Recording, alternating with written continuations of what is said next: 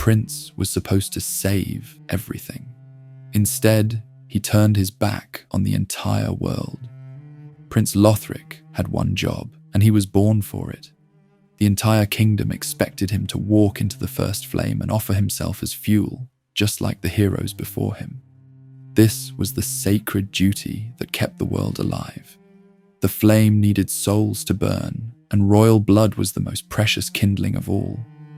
But when the moment came for Lothric to fulfill his destiny, he simply said no. Nobody saw this coming. The prince looked at the fading fire and decided he would rather watch the world crumble than throw himself into the flames. Maybe he was tired of the endless cycle. Maybe he was scared. Maybe he understood something that generations before him had missed. Whatever his reasons, the result was immediate and catastrophic. Without fresh fuel, the first flame began to wither. The light that had sustained civilization for countless ages started flickering like a candle in a storm. The world had a backup plan. Deep within the foundations of reality, an ancient bell began to toll. This was no ordinary bell. This was an emergency signal that echoed through time itself, reaching into graves and tombs across every land. The bell called out to the Lords of Cinder, the legendary heroes who had linked the fire in ages past. These were the champions who had sacrificed themselves to keep the flame burning, their souls fused with the fire until the world needed them again. The bell found them.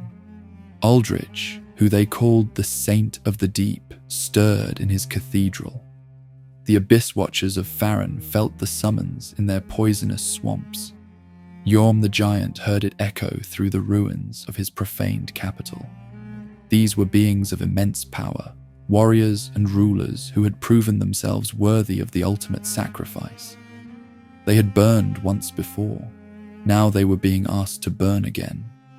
But something had changed in the time since their deaths. These Lords of Cinder woke up different than they had been.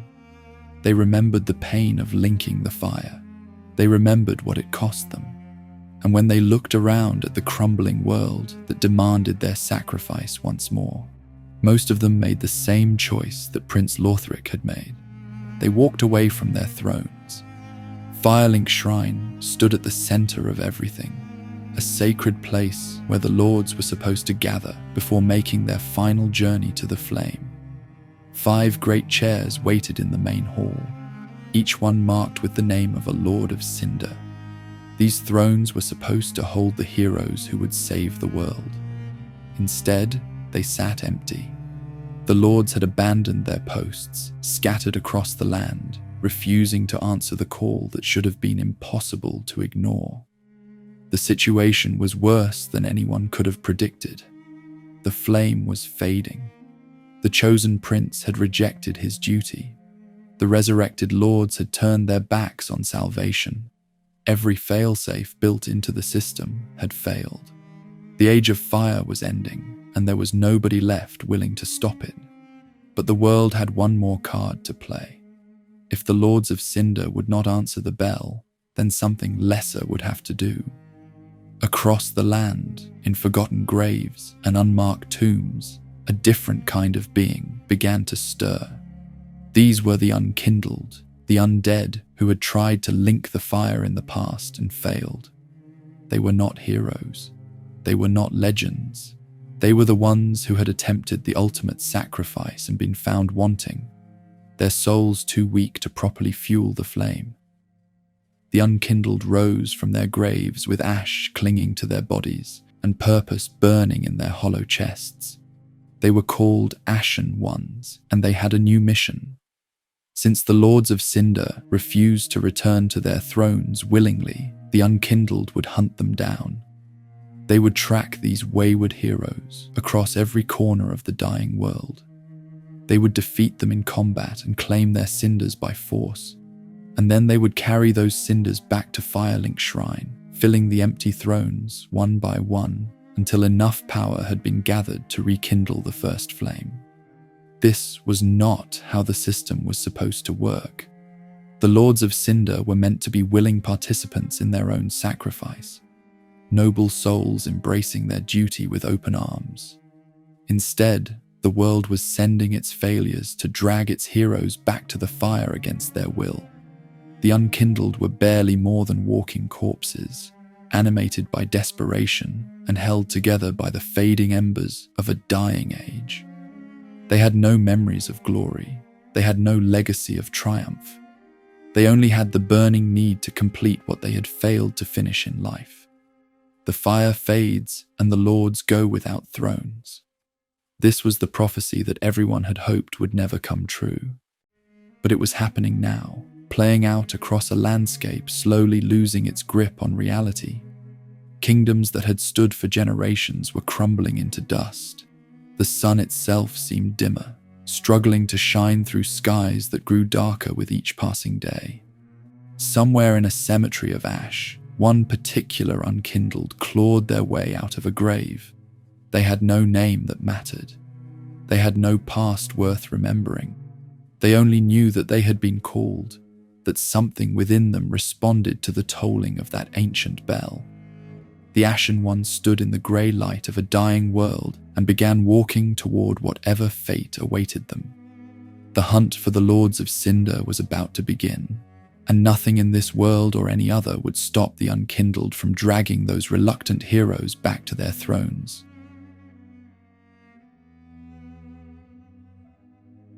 A hand broke through the dirt, then another. In a place called the Cemetery of Ash, something was waking up. The ground shifted and cracked as fingers clawed through soil that had been packed down for who knows how long. An unkindled was rising from the grave, answering the call of that ancient bell whether they wanted to or not. This was not a graceful resurrection. This was desperate scratching and pulling, a body dragging itself back into a world that had already moved on without it. The Ashen One emerged covered in dirt and ash, blinking in the pale light of a dying age. They had no clear memories of who they had been before. They had no understanding of why they were here now. All they knew was the pull, that burning sensation in their chest that told them to move forward, to keep going, to find whatever waited at the end of this grey and lifeless cemetery. The Cemetery of Ash stretched out in every direction, a somber landscape of crumbling tombstones and weathered monuments. Other graves dotted the hillsides, some freshly disturbed by unkindled who had risen before. The air tasted stale, like breathing inside a room sealed for centuries. The Ashen One began walking. The path wound through the cemetery, past hollow shells of other undead who had lost themselves entirely, past rusted weapons jutting from the earth. Each step carried the Ashen One closer to something they could feel but not yet see. At the far end of the cemetery, the path opened into a wider area, dominated by a single massive figure. This was Gundyr, and he was not going to let anyone pass without proving themselves worthy. Gundyr had once been a champion in his own right, a warrior who sought the fire just like all the others. But something had gone wrong during his journey. He arrived too late. The fire had already been linked by another, and Gundyr was left with nothing but failure and an eternity of waiting. Now he served as a judge for the unkindled, a monstrous sentry testing every ashen traveller who stumbled into his arena. His body had been twisted by time and corruption. A coiled sword jutted from his chest, pinning him in place. This sword was the key to everything, but claiming it would require getting past the monster who carried it. The Ashen One approached Gundyr and did what needed to be done. They reached for the coiled sword and pulled it free from the champion's body. This was a mistake and a necessity wrapped into one action. The sword came loose with a grinding sound, and Gundyr immediately lurched to life. Whatever dormant state had held him in place shattered the moment that blade left his flesh. The battle that followed was desperate and grueling. Gundyr swung a massive halberd with strength that seemed impossible for any creature to possess. He moved with surprising speed for something so large, punishing every mistake with devastating force. This was the test that separated the unkindled, who would change the world, from the ones who would simply fall and be forgotten. The Ashen One fought back with everything they had. They learned Gundir's patterns through pain, dodging when they needed to dodge, striking when openings appeared. Blow after blow landed on the corrupted champion until finally Gundir fell. The judge had rendered his verdict, and the Ashen One had been found worthy. But the test was not quite finished. The Ashen One stood over the defeated Gundir, coiled sword still in hand, and noticed something waiting nearby. A bonfire sat cold and dark. Nothing but dead wood and ash arranged in a careful pile. The unkindled understood what needed to happen next without being told. They approached the unlit bonfire and plunged the coiled sword into its center. Fire erupted from the bonfire with a warmth that felt almost alive. The flames danced and crackled, casting light across the cemetery for the first time in ages. This was not ordinary fire. This was something connected to the first flame itself, a tiny echo of the power that kept the world spinning. By igniting this bonfire, the Ashen One had opened a path that had been closed to them moments before. The way to Firelink Shrine now stood revealed. This shrine was a haven between worlds, a place that existed outside the normal flow of time and space. It served as a hub for the unkindled, a sanctuary where they could rest and prepare before venturing out into the dangers that waited beyond. The Ashen One passed through the shrine's ancient doors and felt the weight of their mission settle onto their shoulders. Beyond Firelink Shrine lay the transitory land of Lothric, a place where kingdoms and ages had somehow converged into a single twisted landscape. The homes of the Lords of Cinder waited out there, scattered across this impossible geography. Aldrich had retreated to his cathedral. The Abyss Watchers lurked in their poisonous swamps. Yorm sat alone in the ruins of his capital, and Prince Lothric himself remained hidden in his castle, still refusing the duty he was born to fulfill. The Ashen One looked out at the land before them and understood the scope of what lay ahead. They would need to track down every one of these lords. They would need to defeat them and claim their cinders. And then they would need to decide what to do with all that gathered power, whether to link the fire themselves or let it fade into nothing. The journey was just beginning. The cemetery of ash was behind them now, nothing but a memory of dirt and struggle. What came next would be far more dangerous, far more complicated, and far more important than anything the Ashen One had faced in the grave they crawled out of. The hunt for the Lords of Cinder had officially started.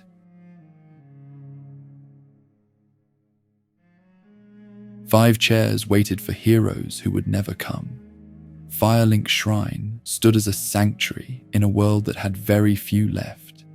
The Ashen One stepped through its ancient doors and found themselves in a circular hall built from stone that had witnessed ages rise and fall. This place existed between worlds, a pocket of stability in a landscape that was slowly tearing itself apart. The shrine had served as a gathering point for those who would link the fire since the very beginning, and now it would serve that purpose once more. A woman waited near the central bonfire, her face hidden beneath a crown of metal that covered her eyes. This was the Firekeeper, and she had been expecting the Ashen One. Her role was simple but essential. She tended the flame that burned at the heart of Firelink Shrine, maintaining the connection between this sanctuary and the first flame itself. Without her, the bonfires that dotted the land would grow cold and dark. Without her, the unkindled would have no way to restore themselves after falling in battle. The Firekeeper greeted the Ashen One with words that carried the weight of ritual behind them. She explained the situation in terms that left no room for confusion. The Lords of Cinder had abandoned their duty. They had been called back from their graves to link the fire once more. But instead of answering that call, they had scattered across the land. Their thrones sat empty in the main hall of the shrine, waiting for occupants who had no intention of returning willingly. She made her purpose clear. The Firekeeper would stand beside the Ashen One throughout their journey. She would help them grow stronger by channeling the souls they gathered into greater power. She would tend the flame that allowed them to rest and recover. And when the time came to make the final choice about the fate of the fire, she would be there to witness it. The lords had to be delivered to their thrones, and the Firekeeper had pledged herself to making that happen. The Ashen One looked around the main hall and saw what she meant about the thrones. 5 massive chairs dominated the space, arranged in a semicircle around the central bonfire. Each throne was marked with the name of a Lord of Cinder, carved into the stone as a permanent reminder of who was supposed to be sitting there. These were not ordinary seats. They were monuments to sacrifice, built to hold the heroes who had given everything to keep the flame burning. 4 of those thrones sat completely empty. The Abyss Watchers had abandoned theirs. Aldrich had fled back to his cathedral. Yorm had retreated to his ruined capital. And Prince Lothric had never even bothered to claim his seat in the first place, since he was the one who started this whole mess by refusing to link the fire. The empty chairs stood as accusations against the lords who should have been sitting in them, silent reminders of duty abandoned and promises broken. But one throne was not empty. A small figure sat in one of the massive chairs, his legs dangling over the edge like a child sitting in furniture built for adults. This was Ludleth of Courland, and he was the only Lord of Cinder who had actually done what he was supposed to do. When the bell tolled and the lords were resurrected, Ludleth had come straight to Firelink Shrine and taken his seat without complaint or hesitation. Ludleth was different from the other lords in almost every way. He was small and frail, his body withered by whatever process had bound him to the flame so long ago. He could not walk or fight or do any of the things that heroes were supposed to do, but he had linked the fire once, back when he made that choice of his own free will, and he remembered what that sacrifice meant. While the other lords ran from their responsibility, Ludleth embraced his. He greeted the Ashen One with warmth that seemed out of place in such a grim setting. Ludleth understood the burden that the unkindled carried, and he wanted to help in whatever way his broken body would allow. He offered his services as a transposer, someone who could take the souls of powerful beings and reshape them into weapons and tools. When the Ashen One defeated the great enemies that lurked throughout the land, Ludleth could transform those victories into something useful. The souls of the fallen would become swords and shields and spells, giving the Ashen One new ways to fight the battles ahead. The mission was now completely clear. The Ashen One needed to track down the 4 Lords of Cinder who had abandoned their thrones. They needed to defeat each one in combat and claim their cinders by force. Then they needed to return those cinders to Firelink Shrine and place them on the appropriate thrones. Only when all 5 seats were occupied could the final step be taken. Only then would the path to the first flame open up. The Firekeeper pointed the way forward. The coiled sword that the Ashen One had claimed from Iudex Gundir now rested in the bonfire at the center of the shrine. By touching that sword and focusing on their destination, the Ashen One could travel to the lands where the lords were hiding. The transitory land of Lothric awaited them, a strange place where different kingdoms and different ages had somehow merged together. The homes of the lords had converged there, making it possible to reach all of them from a single starting point. The Ashen One stood in Firelink Shrine, with the weight of the world pressing down on them. Behind them sat Ludleth, the one lord who had chosen duty over self-preservation. Before them burned the bonfire that would carry them into danger. And somewhere out there, scattered across a dying landscape, 4 Lords of Cinder waited to be hunted down and dragged back to their seats. The firekeeper watched the Ashen One prepare to depart. She had seen other unkindled come through this shrine before. She had watched them set out with determination, burning in their hollow chests. Not all of them had succeeded. Not all of them had even survived their first real battle. But something about this particular Ashen One felt different. Something suggested that maybe, just maybe, the thrones would not stay empty forever. The hunt was about to begin in earnest.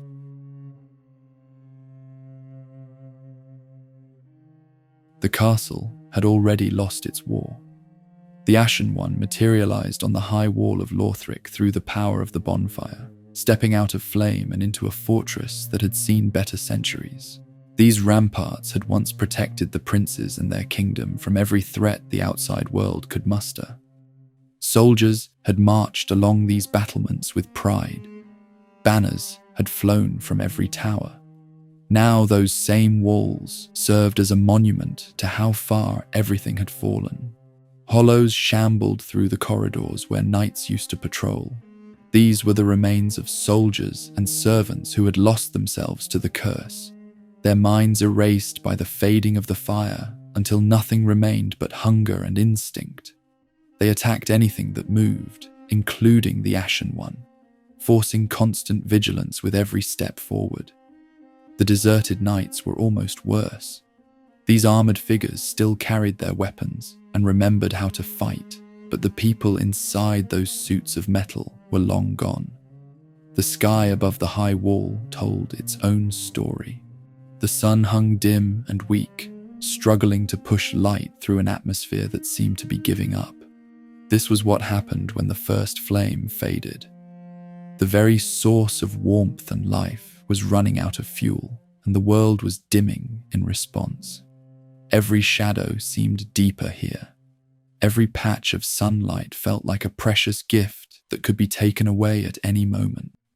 The Ashen One pushed through the hostile territory, fighting past hollows and dodging the attention of a dragon that had perched itself on one of the towers. The path wound through guard posts and across bridges until it reached a chapel nestled within the wall itself. Inside this chapel waited someone who could provide answers about what was happening and what needed to be done about it. High Priestess Emma sat in the chapel like she had been waiting for this exact moment. She was old and frail, a woman who had clearly spent her entire life in service to the royal family of Lothric. As steward to Prince Lothric himself, Emma understood better than most why the world was falling apart. The prince she had served and protected had turned his back on his sacred duty, and now everyone was paying the price for his decision. Emma did not waste time with pleasantries or false hope. She told the Ashen One exactly what they needed to hear, even if the news was grim. The Lords of Cinder were gone. Every single one of them had abandoned their responsibility and fled to their own territories.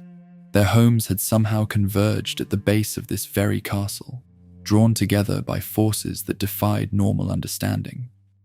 If the Ashen One wanted to find the Lords, they would need to venture beyond the high wall and into the lands where those wayward heroes were hiding. She gave the Ashen One a title that carried weight and purpose, Lord Seeker. This was now the Unkindled's official role in the grand scheme of things. They would seek out the Lords of Cinder wherever they had fled. They would confront them and claim their cinders, and they would drag those remains back to the thrones that sat empty in Firelink Shrine. Emma was too old and weak to do this herself, but she could point the way for someone who still had the strength to fight. Along with the title came a practical gift.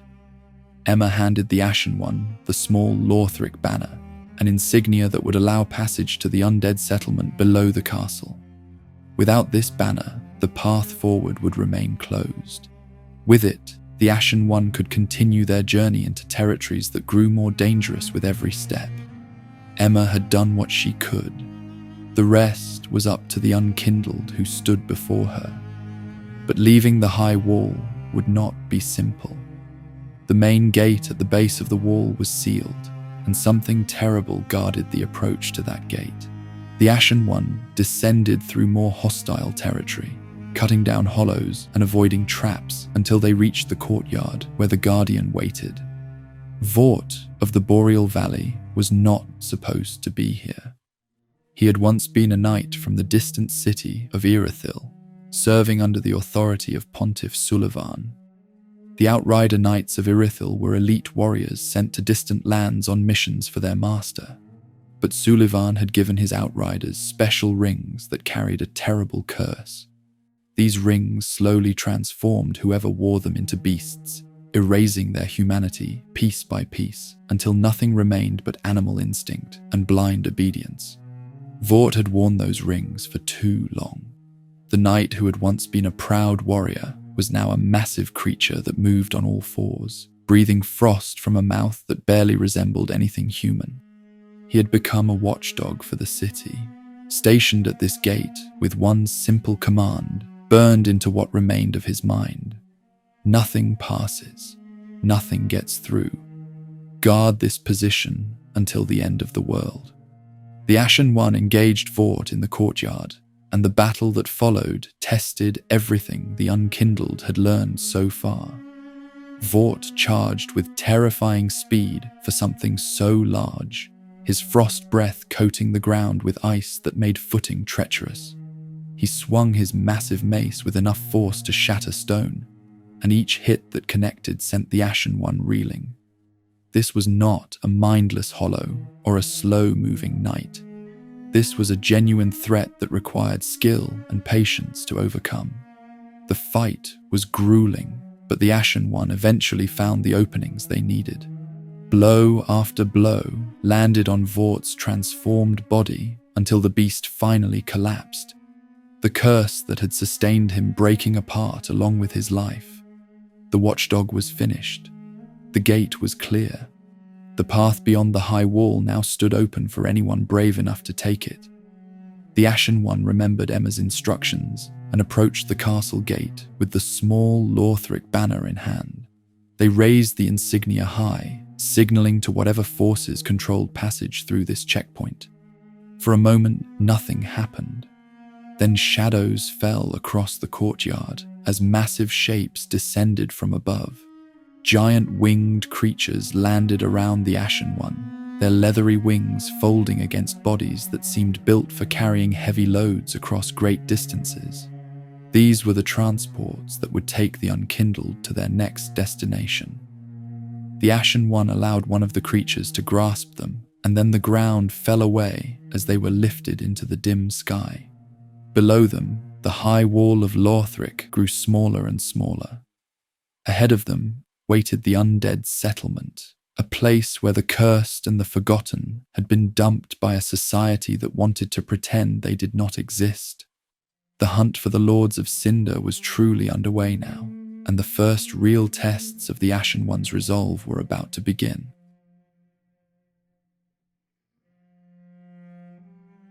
This was where the world threw away its problems. The winged creatures deposited the Ashen One at the edge of a settlement that civilization had tried very hard to forget. The undead settlement was a dumping ground for everyone who bore the curse, a place where the afflicted were banished so that normal people would not have to look at them anymore. Kingdoms across the land had adopted the same solution to their undead problem. Round them up, ship them out, let them rot somewhere far away from polite society. What remained was a nightmare-given architecture. Ramshackle buildings leaned against each other like drunks trying to stay upright.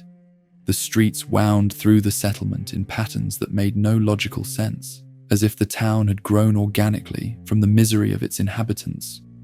The air smelled wrong. Everything about this place felt diseased and abandoned, even though people still lived here, if you could call what they did living. The inhabitants of the undead settlement had divided into two groups. The first were the Hollows, undead who had lost themselves so completely that nothing remained but aggression and hunger. They shambled through the streets, attacking anything that moved, unable to remember who they had been or why they were here. The second group were the victims, undead who still retained some measure of awareness but found themselves trapped in a settlement that had become a prison. These poor souls suffered in ways that the Hollows could no longer comprehend. The Ashen One witnessed horrors as they pushed through the settlement. Undead were being tormented in the streets and squares, their bodies broken and reformed over and over again by captors who seemed to enjoy the work. The ones responsible for this cruelty were the evangelists, large clergywomen who had come from the Cathedral of the Deep to spread their particular brand of faith. These women preached about enlightenment and salvation, while inflicting suffering that would have ended anyone who was not cursed to keep coming back. The truth behind the evangelists was even darker than their methods suggested. They were not simply tormenting the undead for pleasure or religious fervor. They were running a harvesting operation. The undead of the settlement were being rounded up and prepared for transport to the Cathedral of the Deep, where something far worse than their current suffering awaited them. Aldrich, the Lord of Cinder, who had once been called a saint, had developed an appetite that required constant feeding. The evangelists were supplying him with victims, sending wave after wave of cursed souls to be consumed by a being that had learned to treat other people as food. The Ashen One fought through plague-ridden streets and past rickety shacks that threatened to collapse at the slightest touch. Hollows attacked in groups. Evangelists swung massive weapons with surprising skill. Dogs infected with some terrible sickness lunged from shadows. Every corner of the undead settlement presented new dangers, new reasons to turn back and find another path. But there was no other path. The way forward led through this horror, and the Ashen One had no choice but to keep moving. At the center of the settlement stood something that defied easy description. A massive tree rose from the village plaza, its trunk twisted and bloated with growths that pulsed like living things.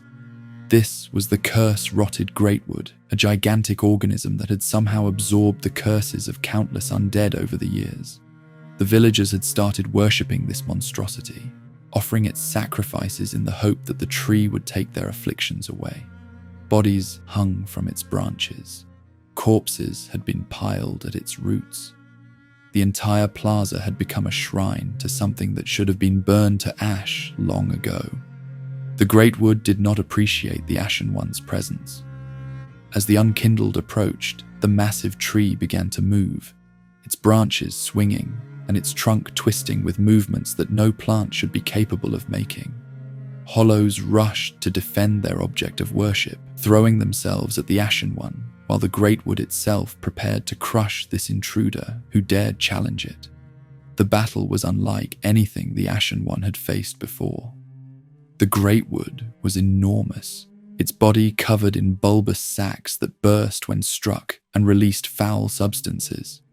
The Ashen One targeted these weak points, hacking away at the diseased flesh while dodging sweeping attacks from branches as thick as castle pillars.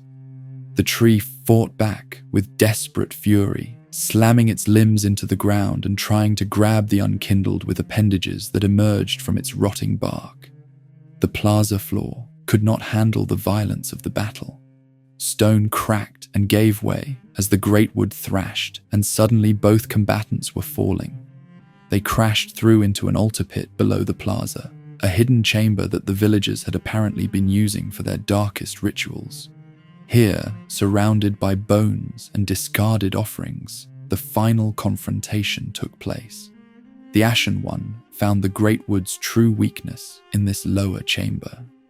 A cursed core pulsed at the center of the tree's mass, the concentrated essence of every affliction the organism had absorbed. The unkindled struck at this core with everything they had, splintering the corrupted wood until the Greatwood finally stopped moving. The monstrous tree that had fed on curses for so long was finally at rest. Among the charred remains, the Ashen One discovered something valuable. The transposing kiln had been hidden within the Greatwood, an artifact of considerable power that had somehow ended up in the belly of this diseased creature. The kiln was exactly what Ludleth had mentioned back at Firelink Shrine. With this tool, the diminutive lord could transform the souls of powerful beings into weapons and spells that would aid the Ashen One in battles to come. The Unkindled returned to Firelink Shrine and presented the kiln to Ludleth. The small lord accepted the gift with obvious gratitude, immediately understanding what it meant for their shared mission. Now, whenever the Ashen One defeated a being of significant power, Ludleth could reshape that soul into something useful. The victories ahead would yield more than just progress. They would yield new tools for achieving even greater victories. But the settlement was not finished revealing its secrets. At the outskirts of the undead settlement, the path split in two directions. One route led toward the Cathedral of the Deep, the stronghold of Aldrich's followers and the place where the harvested undead were being sent.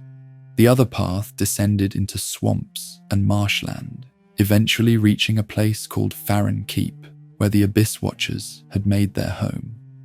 Two Lords of Cinder waited at the end of those two paths.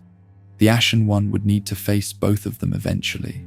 The only question was which nightmare to walk into first.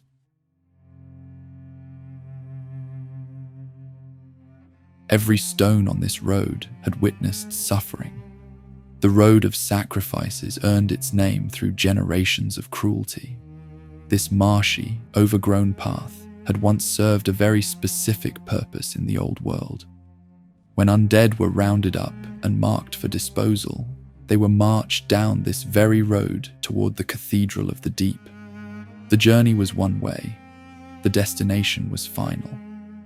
Those who walked this path were being delivered as fodder for Aldrich's eternal hunger, their cursed bodies serving as fuel for a being that had long ago stopped seeing other people as anything but food. Now the road had fallen into disrepair, along with everything else. The marshland had reclaimed much of the original stonework, turning what was once a clear path into a treacherous route through territory that wanted travelers gone. The Crucifixion Woods surrounded the road on all sides, a forest that had grown dark and hostile in the absence of proper maintenance. Madmen lurked among the trees, undead who had lost their sanity but retained enough cunning to ambush anyone who passed through their territory. The Ashen One pressed forward through mud and mire, fighting off attacks from creatures that emerged from the swamp without warning. Giant crabs scuttled through the shallow water, their claws capable of crushing armor. Hollows waited in the brush, their weapons rusted but still sharp enough to cause harm. The road that had once been used to march victims to their doom was now dangerous for entirely different reasons, though the end result for careless travelers remained the same. Partway along the road, the Ashen One discovered a small fortress that offered temporary refuge from the dangers outside.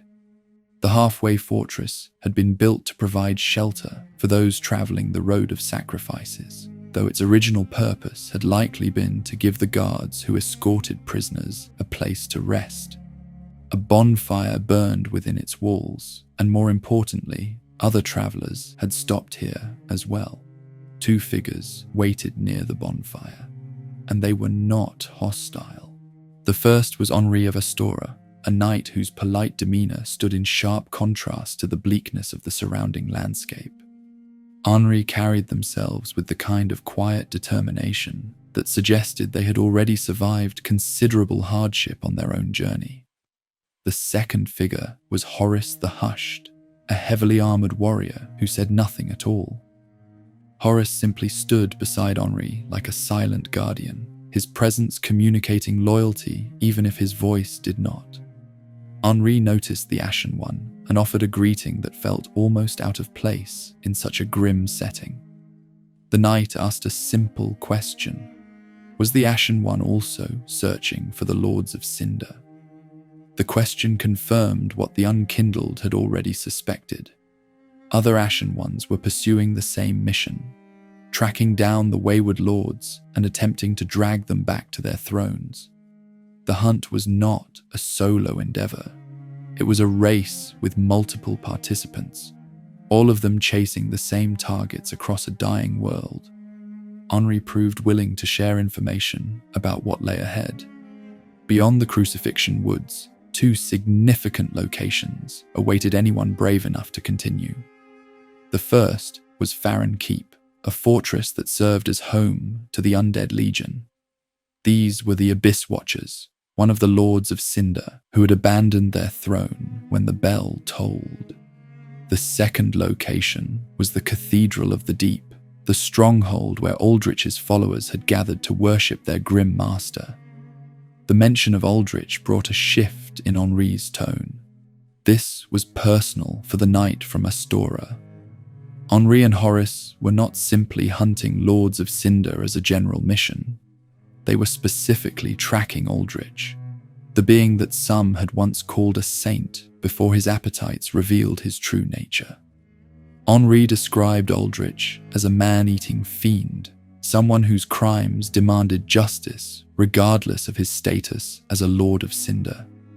The Knight and the Silent Guardian had set themselves on a collision course with one of the most dangerous beings in the land, and they had no intention of turning back. The Ashen One and Henri recognized something in each other. They were kindred spirits, in a sense. Both of them Lord Seekers pursuing targets that most people would flee from without hesitation. They exchanged words of encouragement, acknowledging the difficulty of what lay ahead, while affirming their commitment to seeing the mission through. Neither of them knew exactly when their paths would cross again, but both understood that it would happen eventually. The Lords of Cinder were finite in number. Anyone hunting them would inevitably converge on the same locations sooner or later. Henri and Horace departed the halfway fortress, continuing on their own journey toward whatever confrontation awaited them. The Ashen One watched them go, and then turned their attention back to the road ahead. The fellowship had been brief but meaningful. In a world where most encounters ended in violence, finding allies who shared the same purpose felt like a small miracle. The road of sacrifices eventually reached its end, and the Ashen One found themselves standing at a fork in the path. 2 routes diverged from this point, each one leading to a different Lord of Cinder. The first path climbed upward toward the Cathedral of the Deep, where Aldrich's followers maintained their dark faith, and where the Lord himself might still be found. The second path descended into swampland, winding through poisonous bogs toward Farron Keep and the Abyss Watchers who dwelled there. Both lords needed to be confronted eventually. Both sets of cinders needed to be claimed and returned to Firelink Shrine. The order did not particularly matter in the grand scheme of things. What mattered was that the Ashen One left no throne empty, no lord unchallenged. The mission demanded thoroughness above all else. The Unkindled studied both paths and made their choice. Whichever route they took first, the other would be waiting when they returned. The Lords of Cinder had scattered across this land, thinking they could escape their duty. They were about to learn that some hunters do not give up, do not turn back, and do not stop until every target has been found. The fork in the road represented more than just a choice of direction. It represented the true beginning of the hunt. Everything before this point had been preparation. Everything after would be confrontation with beings powerful enough to have linked the first flame itself. The Ashen One took a breath of the stale swamp air and started walking toward the first of many battles that would determine the fate of the dying world.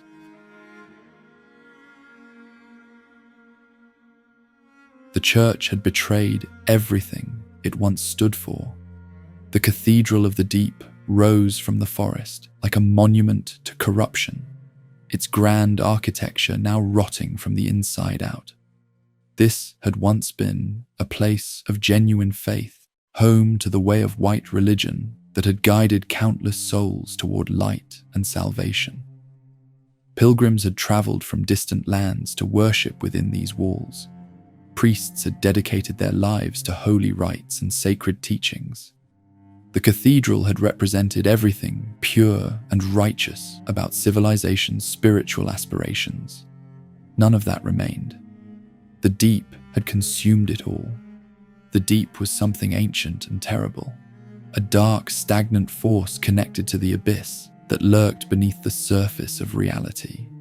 When this corruption first began seeping into the cathedral, the priests recognized the threat and tried to fight back. They performed holy rites designed to seal away the creeping darkness. They used flame to purify what had been tainted. For a time, their efforts seemed to be working. The deep was contained, pushed back, held at bay by faith and fire. But containment was not victory. The deep was patient in ways that mortal minds could not comprehend. It whispered to the priests in their sleep.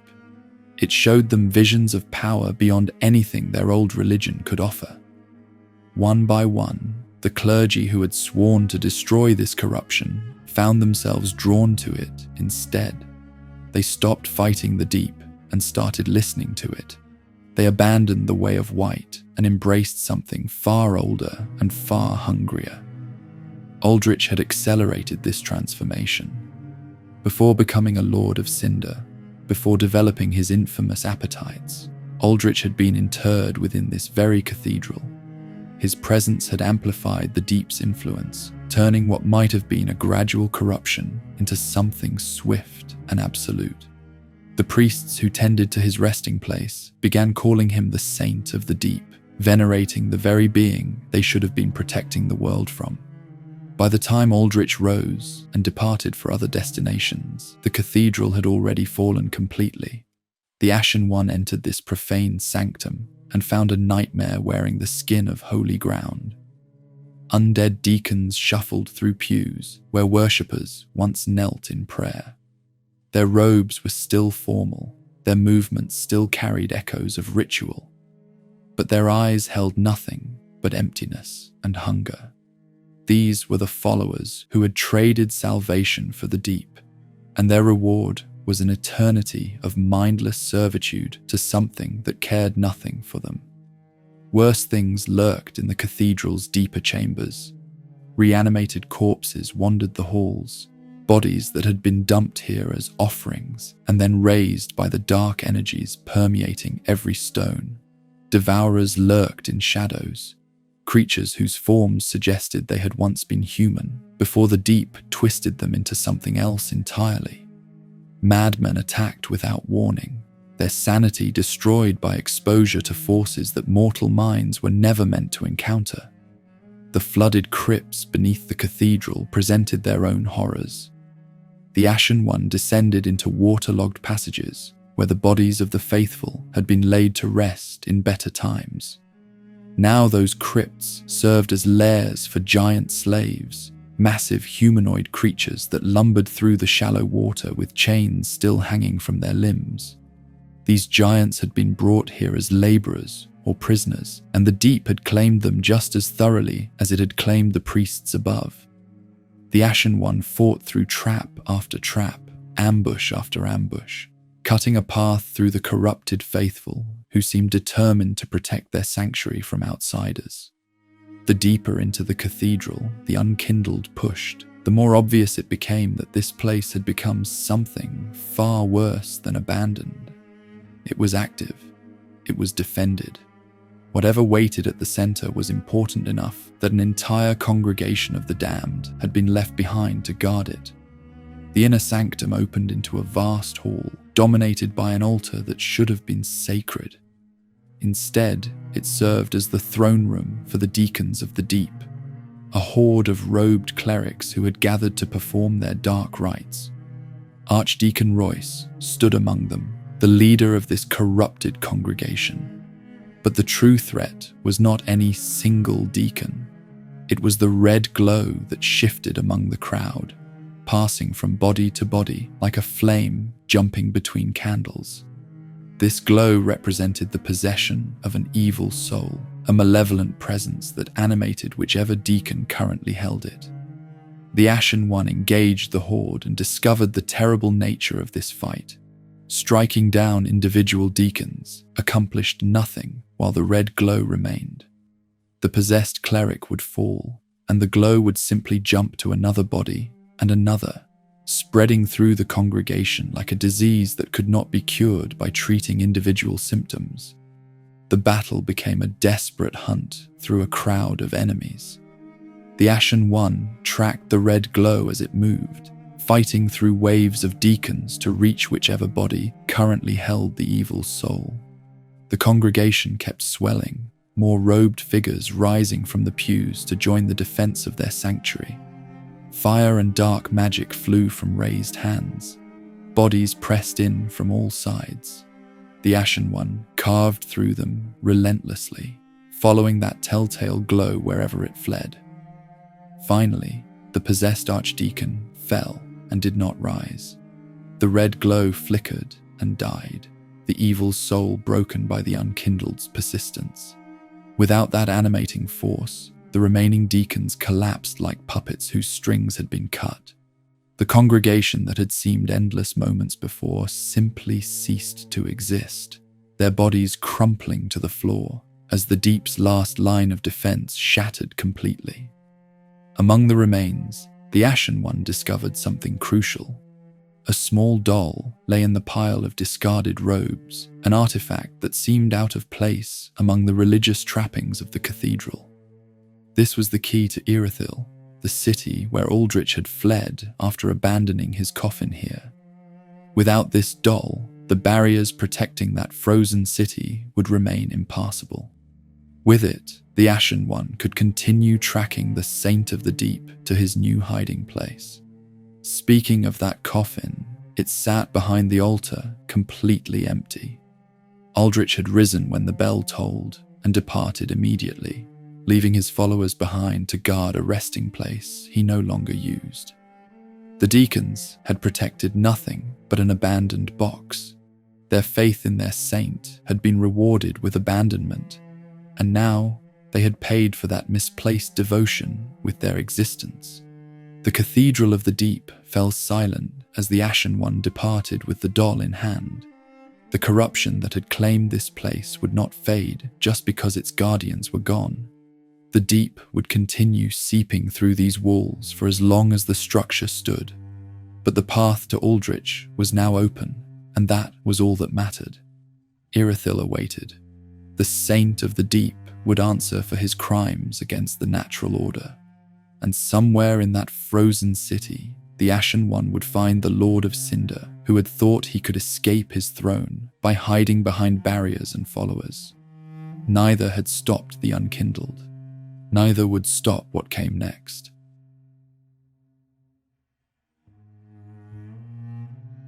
They had sworn to destroy the Abyss.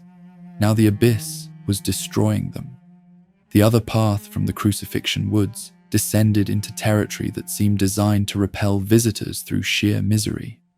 Farron Keep sat at the heart of poisonous swamps that stretched in every direction, a waterlogged wasteland where the very ground tried to end anyone foolish enough to wade through it. The toxic muck reached waist height in places, releasing fumes that ate away at vitality with every breath. Slugs the size of dogs lurked beneath the murky surface, latching onto travelers and refusing to let go. The Ashen One pushed through this hostile environment, fighting against the swamp itself as much as the creatures inhabiting it. Every step required effort. Every moment of stillness meant more poison seeping through armor and skin. This was not a place where anyone lived by choice. This was a barrier, a natural defense protecting whatever lay beyond from casual intruders. 3 great flame beacons stood throughout the swamp, massive torches that had once burned with fire, representing the undead legion's vigilance. Now they sat cold and dark, waiting for someone to reignite them. The Ashen One recognized this as an old ritual of Farron, a test that separated worthy visitors from those who would turn back at the first sign of difficulty. One by one, the unkindled located each beacon and extinguished what corruption had gathered around them, restoring the flames that would unlock the path forward. With the ritual complete, the way into Farron Keep proper finally opened. The Ashen One emerged from the swamps, and entered a mossy fortress that had clearly seen better centuries. This was the home of the Undead Legion, the headquarters from which the Abyss Watchers had once launched their campaigns against the darkness threatening the world. The architecture spoke of martial discipline and single-minded purpose. Every corridor led toward the great hall at the fortress's center, where the Watchers themselves waited. The Abyss Watchers had been legendary, even before they linked the First Flame. They were an order of elite undead warriors who had dedicated their existence to one goal. Wherever the Abyss spread its corruption, the Watchers would appear to cut it down. They had partaken of the wolf essence of Artorias, an ancient knight who had himself battled the Abyss in ages past. This ritual bound them together in ways that went beyond mere brotherhood. The Watchers shared a single soul among their entire order, their individual identities subsumed into a collective purpose that made them fearless and relentless. Long ago, when the First Flame had faded and the world needed heroes to rekindle it, the Abyss Watchers had answered that call together. They had linked the fire as one, their shared souls serving as fuel for the flame.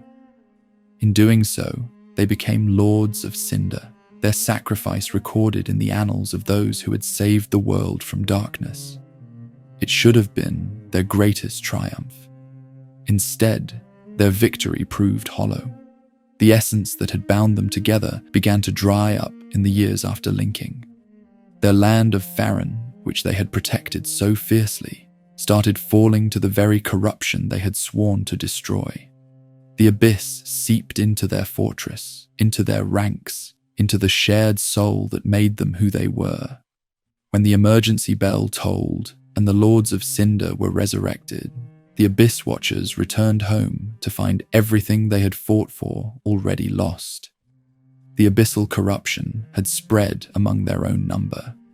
Some Watchers had resisted, their portion of the shared soul still pure enough to recognize the threat. Others had succumbed, their eyes glowing red with the taint of the darkness they had once hunted. These two factions could not coexist. They could not ignore each other. And so, they did the only thing warriors knew how to do. They turned their weapons on each other. The Ashen One entered the Great Hall of Farron Keep and found a scene of absolute chaos. Abyss Watchers were battling Abyss Watchers, their distinctive swords clashing in duels that had no clear sides or objectives. Red-eyed Watchers attacked anyone nearby. Uncorrupted Watchers tried to put down their fallen brothers, while also defending themselves from other uncorrupted who could not tell friend from foe in the confusion. The entire order had collapsed into civil war, trapped in an endless cycle of violence with themselves. This was not a battle the Ashen One could simply avoid. The Watchers noticed the intruder immediately and redirected their aggression toward this new target. The Unkindled found themselves facing elite warriors whose skill with the sword had been honed across countless campaigns against the Abyss. These were not shambling hollows or corrupted priests. These were fighters who had linked the First Flame itself, and even in their fractured state, they remained devastatingly dangerous. One by one, the Watchers fell to the Ashen One's persistence. The chaotic melee gradually thinned as bodies accumulated on the stone floor. Red-eyed and clear-eyed alike collapsed under the Unkindled's assault, their individual portions of the shared soul fading with each defeat. Finally, only one Watcher remained standing, the apparent leader of the Order, facing the Ashen One in a duel that would determine everything. When this final Watcher's vitality failed, something remarkable happened. The essence that spilled from his wounds erupted into flame, burning with a fire that had nothing to do with conventional combustion. This was the Cinder revealing itself, the power of the First Flame that the Watchers had absorbed when they linked it so long ago. The shared soul of the entire Order began coalescing into this single remaining body, drawing power from every Watcher who had fallen throughout the battle. The lead watcher rose again with fury written across his features. His sword blazed with fire that matched the intensity of a Lord of Cinder fully awakened. This was no longer a skilled warrior fighting to defend his home. This was something approaching divine wrath, a being channeling the combined power of every Abyss Watcher who had ever lived and fought and fallen. The second phase of the battle began with an explosion of flame that nearly ended the Ashen One before they could react.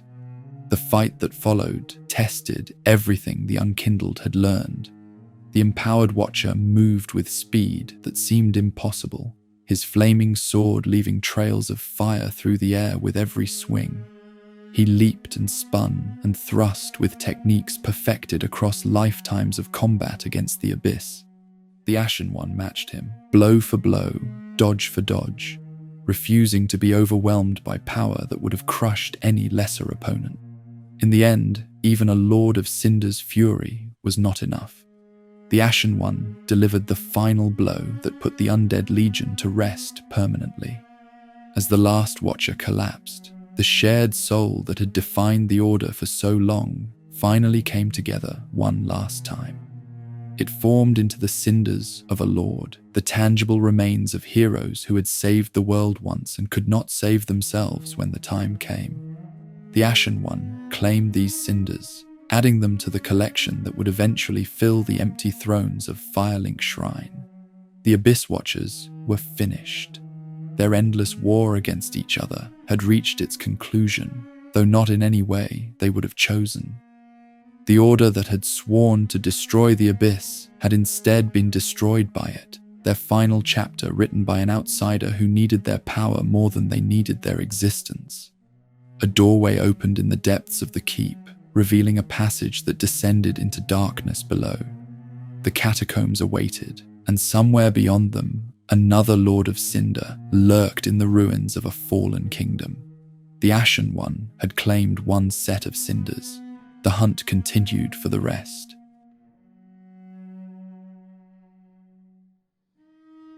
The dead of Karthus had been waiting for company.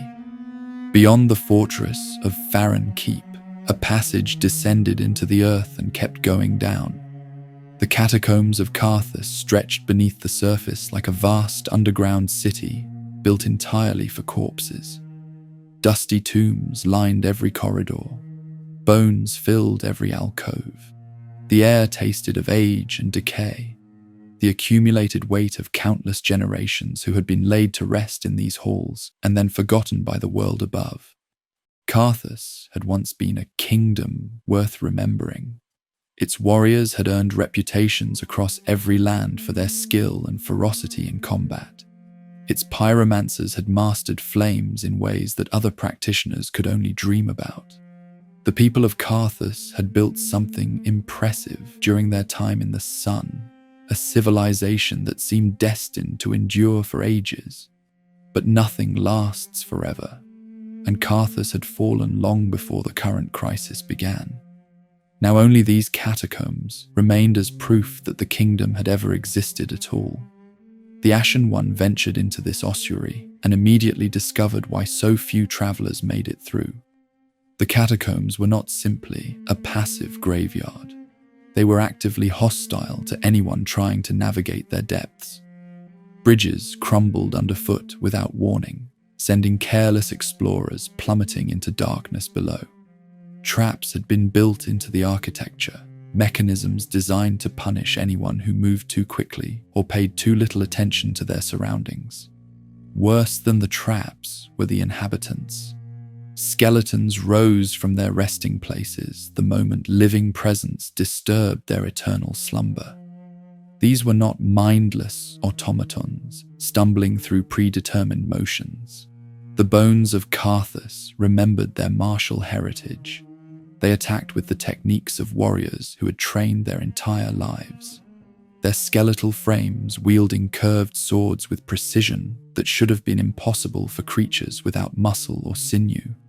And they refused to stay down. The Ashen One would shatter a skeleton into pieces, only to watch those pieces knit themselves back together moments later.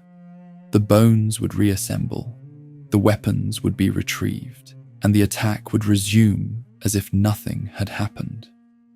Some dark energy animated these remains and kept them functional regardless of how much damage they sustained. The only way to stop them permanently was to destroy that energy at its source, a task that required specific tools or techniques the Ashen One had to discover through painful trial and error. Giant bone wheels added another layer of danger to the catacombs. These massive constructions of skeletal remains rolled through the halls at terrifying speeds, crushing anything in their path. They careened around corners and down corridors without any apparent guidance, turning the already treacherous navigation into a constant game of dodging and listening for the distinctive rumble that announced their approach. One wrong turn could mean being flattened by a wheel of bones that showed no sign of slowing down. The Ashen One pressed deeper, despite every obstacle. The catacombs seemed endless, corridor after corridor of tombs and traps and restless occupants. But eventually, the architecture began to change. The crafted stonework gave way to natural cavern walls. The organized burial chambers became chaotic caves. Something different waited in the darkest depths of this underground realm. Something that predated even the kingdom of Carthus itself. The cavern that opened before the Ashen One was consumed by absolute blackness. This was not ordinary darkness created by the absence of light. This was the abyss given physical form, a void that swallowed everything and gave nothing back. The Ashen One stepped into this blackness and found themselves standing on ground that should not have existed, facing an emptiness that seemed to stretch forever in every direction. Then something moved in the void. High Lord Wolnir emerged from the abyssal darkness like a nightmare given skeletal form. He was colossal, a giant among giants, his bony frame towering over the Ashen One with proportions that defied normal understanding. Gold bracelets adorned his wrists, massive bangles that gleamed even in the absolute darkness surrounding them. His skull leered down at the tiny figure who had dared to enter his domain, and then he lunged with speed that something so enormous should not have possessed. Wolnir had once been the conqueror of Carthus, a tyrant whose ambition had driven him to claim everything the kingdom could offer. But conquest had not satisfied him. He had wanted more power, more control, more of everything that made rulers feel immortal. That hunger had led him to the abyss, and the abyss had been happy to answer his call. It had offered him strength beyond measure in exchange for something he did not fully understand he was giving up. By the time Wolnir realized what was happening, the abyss had already claimed most of him. The darkness was consuming him from within, eating away at whatever had once made him human or noble or anything other than a vessel for corruption. Only his holy bracelets held the process at bay. These enchanted bangles had been blessed with power that the abyss could not easily overcome, and as long as they remained intact, Wolnir could maintain some fragment of his existence outside the void that wanted to swallow him completely. The Ashen One clashed with Wolnir in that black emptiness and quickly learned the rules of this confrontation. The skeletal tyrant was too massive to harm through conventional means. His bones were thick as castle pillars. His movements carried enough force to crush stone. But those golden bracelets that had kept the abyss at bay also represented his only vulnerability. Each bangle was a lifeline, and cutting those lifelines was the only path to victory. Wolnir fought back with everything his deteriorating form could muster. He swung a massive sword through the darkness, carving arcs that would have ended anything they connected with. He spewed dark miasma from his skeletal maw, clouds of abyssal corruption that poisoned and weakened anyone caught within them. He crawled forward through the void, trying to corner the Ashen One against walls that could not be seen in the absolute blackness. The Ashen One targeted the bracelets one by one. Each strike against the golden bangles weakened the enchantments holding them together. When the first bracelet shattered, Black mist poured from Wolnir's form, and he recoiled in obvious terror. The abyss was reclaiming what he had borrowed. The protection he had relied upon was failing. The second bracelet broke with similar results. More darkness escaping, more fear twisting Wolnir's skeletal features into something approaching panic. When the final bangle shattered, Wolnir had nothing left to protect him. The abyss that had been waiting patiently for this moment surged forward to claim its prize. Wolnir screamed as the darkness wrapped around his massive frame, a sound that echoed through the void with all the terror of someone who finally understood exactly what they had bargained with. His bony form was dragged downward, pulled into the endless black beneath him, vanishing into an abyss that would never let him go. The darkness receded after Wolnir disappeared, revealing the cavern in something closer to normal conditions. The Ashen One stood alone in a space that had been dominated by a skeletal giant moments before. High Lord Wolnir of Karthus was gone, claimed by the very power he had tried to exploit for his own ambitions. His kingdom had fallen long ago. Now even his twisted afterlife had reached its conclusion. A path opened beyond the cavern, leading away from the catacombs and towards something the Ashen One had not expected to find underground. Cold air drifted through the passage, carrying the chill of a place far removed from the dusty tombs and bone-filled halls. The exit revealed a valley bathed in pale moonlight, a frozen landscape that sparkled with frost and mystery. Irithyll spread before the Ashen One like a dream-given architecture. The city where Aldrich had fled, the destination that the small doll would unlock, waited just ahead. 2 Lords of Cinder had now been dealt with. The Abyss Watchers had fallen. Wolnir had been claimed by the Abyss.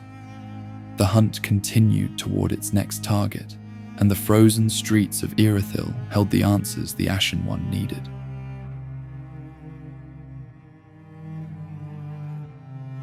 Some tyrants build their kingdoms on faith, others build them on fear.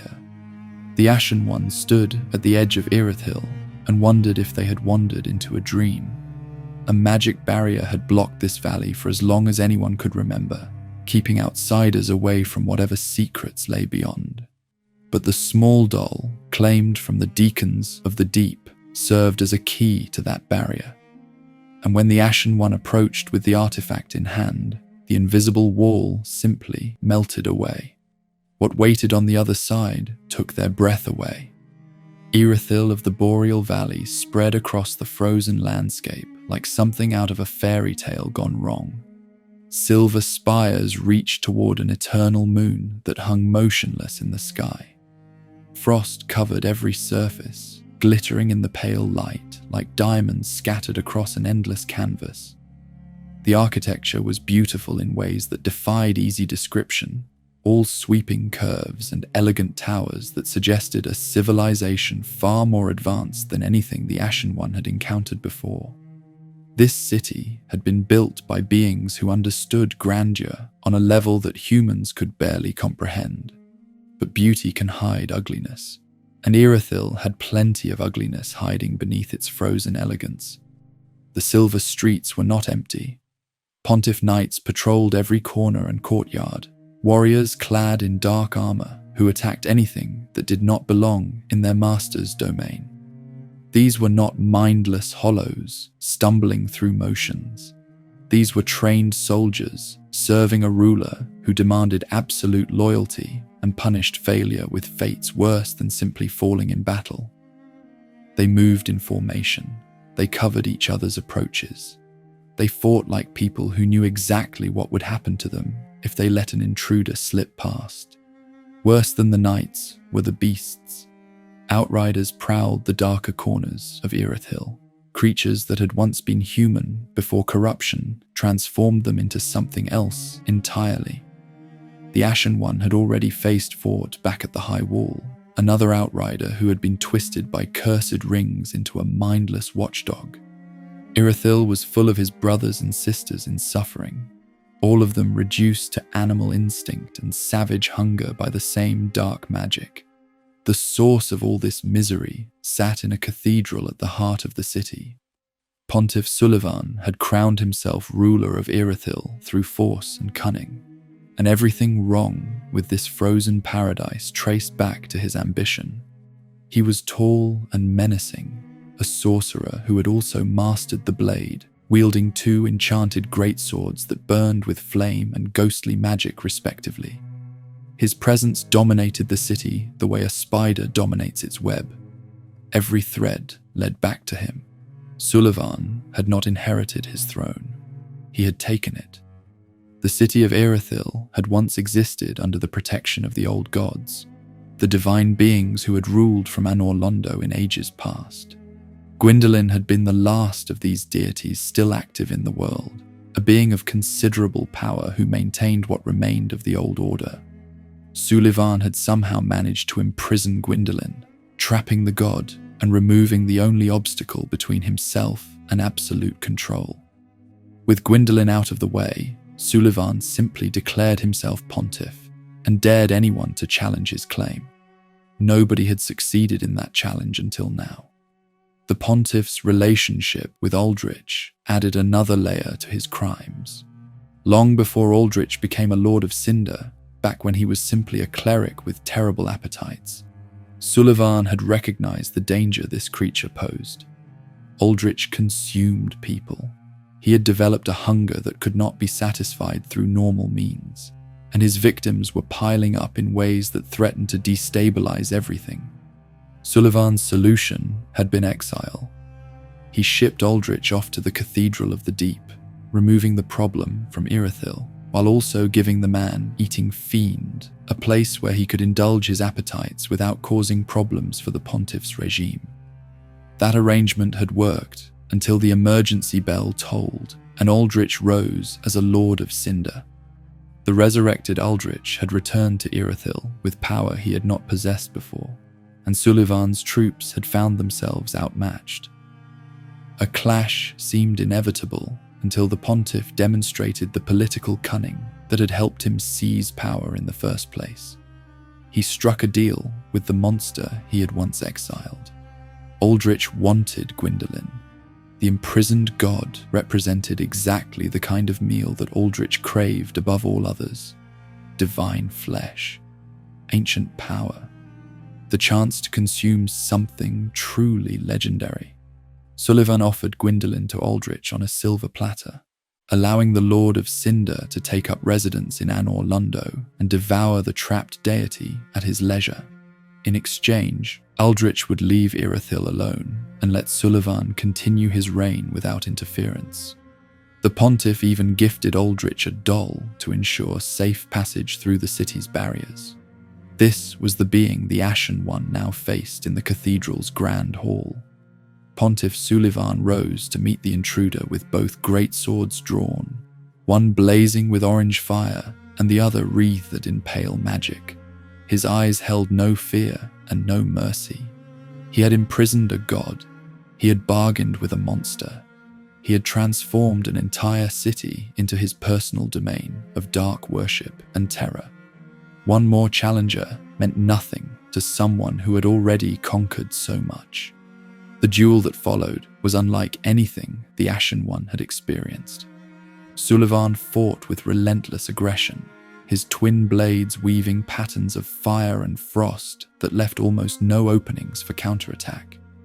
He moved with speed that seemed impossible for someone wearing heavy armor and wielding 2 massive weapons. Every swing carried enough force to shatter stone. Every combination flowed into the next without pause or hesitation. And then he summoned his shadow. Halfway through the battle, Sulivan called upon occult magic that conjured a phantom version of himself. This shadow clone fought alongside the original, doubling the number of attacks the Ashen One had to track and avoid. 2 Sulivans swinging 4 greatswords in coordinated patterns transformed an already difficult fight into something approaching impossible. The cathedral became a storm of flame and magic, with the Ashen One caught at its center.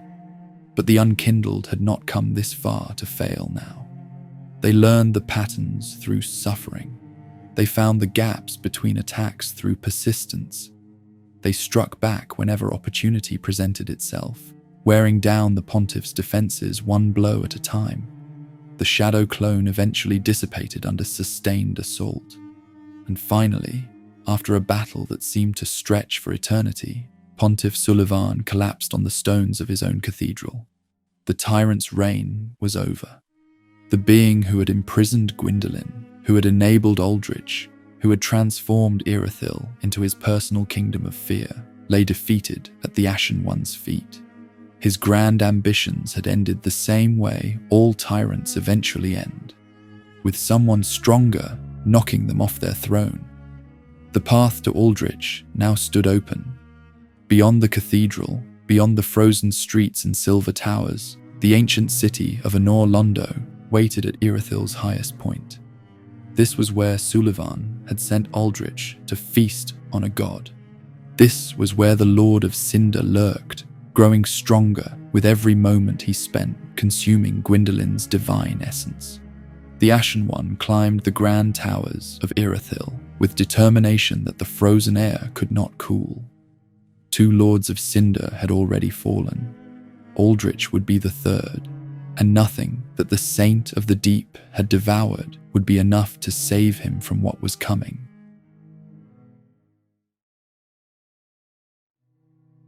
The city of the gods had become a feeding ground. Anor Londo rose above Irithyll like a crown jewel that had lost its shine. This legendary place had once housed the divine beings who shaped the world itself. Lord Gwyn had ruled from these halls during the golden age of fire. His children and servants had walked these corridors surrounded by splendor that mortals could barely comprehend. The cathedral at the city's heart had witnessed miracles and celebrations that defined what civilization could achieve at its absolute peak. Now darkness filled every corner. Silence had replaced the sounds of divine activity. The grand architecture remained, but the life that had given it meaning was long gone. The gods had abandoned their city ages ago, leaving behind monuments to their own absence. What remained was a hollow shell, beautiful on the surface but empty at its core. Something had taken up residence in that emptiness, and it was very hungry. Aldrich waited in the cathedral's former throne room, and the sight of him defied easy description. He had once been a holy cleric, a man of faith who served the church and tended to his flock with dedication that earned respect throughout the land. But somewhere along the way, something had broken inside Aldrich. He developed an appetite that prayer could not satisfy. He began consuming human flesh, and once he started, he found that he could not stop. The church had tried to handle the situation quietly at first. Aldrich was important. His fall from grace would embarrass powerful people. So they looked away while his appetites grew. They made excuses while his victims multiplied. By the time anyone acknowledged the full scope of the horror, Aldrich had transformed into something that could no longer be ignored. His body had bloated and twisted from everything he had consumed. He had become a monster wearing the remnants of a holy man's robes. When the time came to link the first flame, the powers that controlled such things decided Aldrich would serve nicely as fuel. He was forced to become a Lord of Cinder, his corrupted soul offered to the fire whether he wanted the honor or not. Aldrich linked the flame and became one of the heroes who kept the world from falling into darkness. It should have been the end of his story. Instead, it was the beginning of something worse. While burning within the first flame, Aldrich had time to think. He ruminated on what was happening to the fire, how it was fading despite every sacrifice offered to sustain it. And in those contemplations, visions came to him. He saw a future that had nothing to do with flame or light. He saw an age of the deep sea, a world consumed by the dark, stagnant waters that existed beneath all reality. The deep called to him, and Aldrich answered. He emerged from linking the fire with a new purpose. If the age of fire was ending anyway, Why not help it along? Why not embrace the deep and become its champion? And what better way to gain power in this coming age than to consume the very gods who had created the current order? Aldrich had eaten humans for years. Now he would eat something divine. After being entombed in the Cathedral of the Deep following his linking, Aldrich reawakened when the emergency bell tolled. Unlike the other Lords of Cinder who simply abandoned their thrones, Aldrich had somewhere specific to be. He journeyed to Anor Londo with terrible intent, heading straight for the one god who still remained trapped within the city. Gwyndolin, last born of Lord Gwyn, had been imprisoned by Pontiff Sullivan. The god was helpless. Aldrich was hungry. By the time the Ashen One arrived in the darkened cathedral, Aldrich had already been feeding for some time. What emerged from the oozing black sludge that now filled the throne room was not entirely Aldrich anymore. His lower body had dissolved into that dark mass, a formless corruption that spread across the floor like a tide of nightmare. His upper body had twisted into something barely recognizable as the cleric he once was, and clutched in his grip, still partially animate, was the torso of Dark Sun Gwyndolin. The god was not entirely gone. Gwyndolin's upper body still moved, still cast spells, still fought against the creature that was slowly absorbing everything divine about him.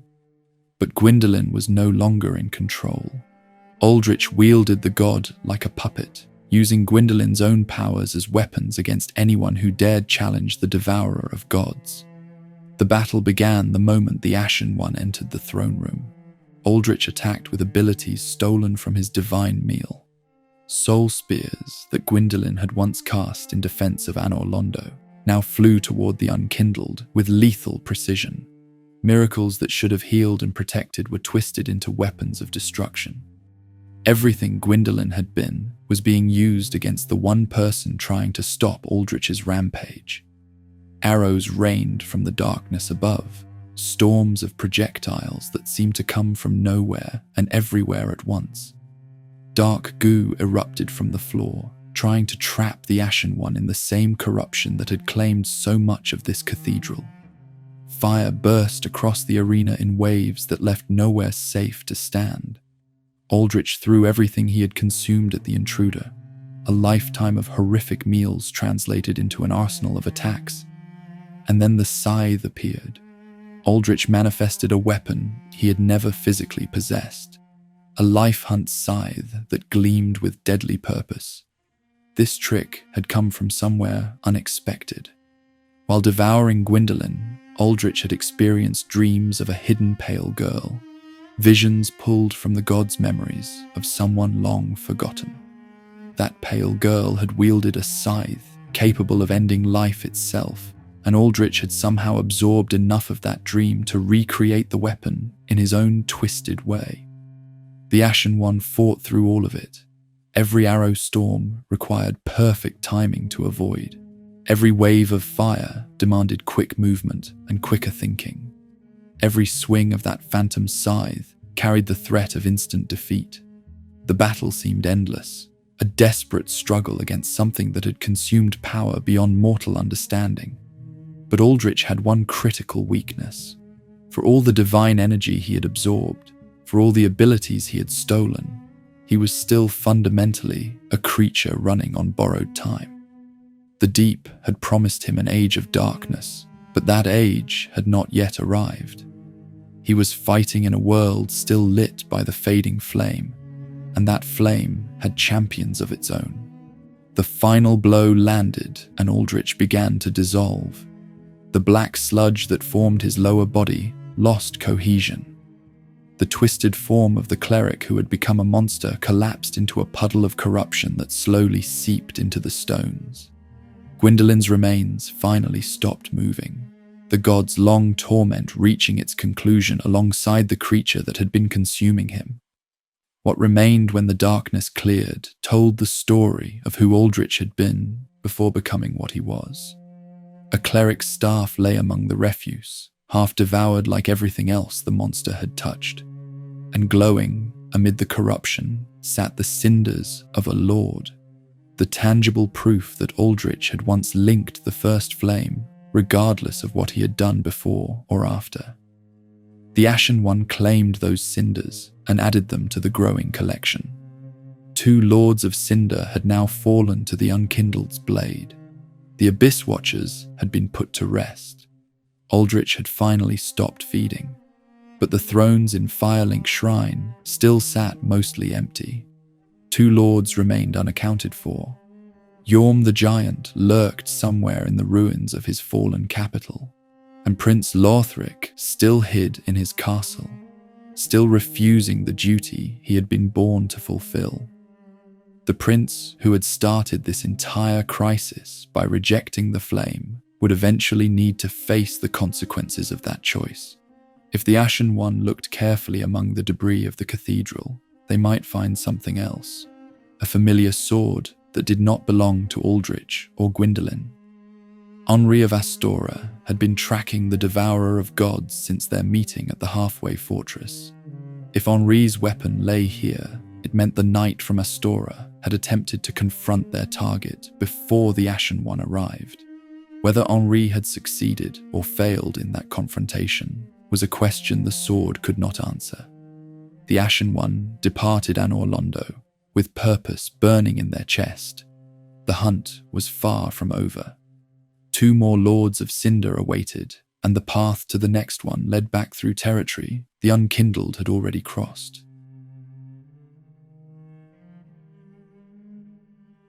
He had sacrificed everything to save his people.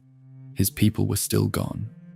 The path to the next Lord of Cinder led back through Irithyll and down into places far less beautiful than the frozen city above. The Irithyll dungeon sprawled beneath the streets, a gloomy network of cells and torture chambers where the Pontiff's regime had disposed of anyone who threatened their authority. Jailers with brands that drained the life from prisoners patrolled these halls. Wretched creatures huddled in corners, broken by confinement that had lasted longer than they could remember. The dungeon existed to make people disappear, and it had been very good at its job. Beyond the dungeon, the architecture changed from deliberate cruelty to accidental ruin. The Ashen One descended into what remained of the profaned capital, and the name had never been more appropriate. This city had been profaned in ways that went beyond simple destruction. The buildings that still stood were blackened husks. The streets had sunk into poisonous swamps that bubbled with toxic fumes.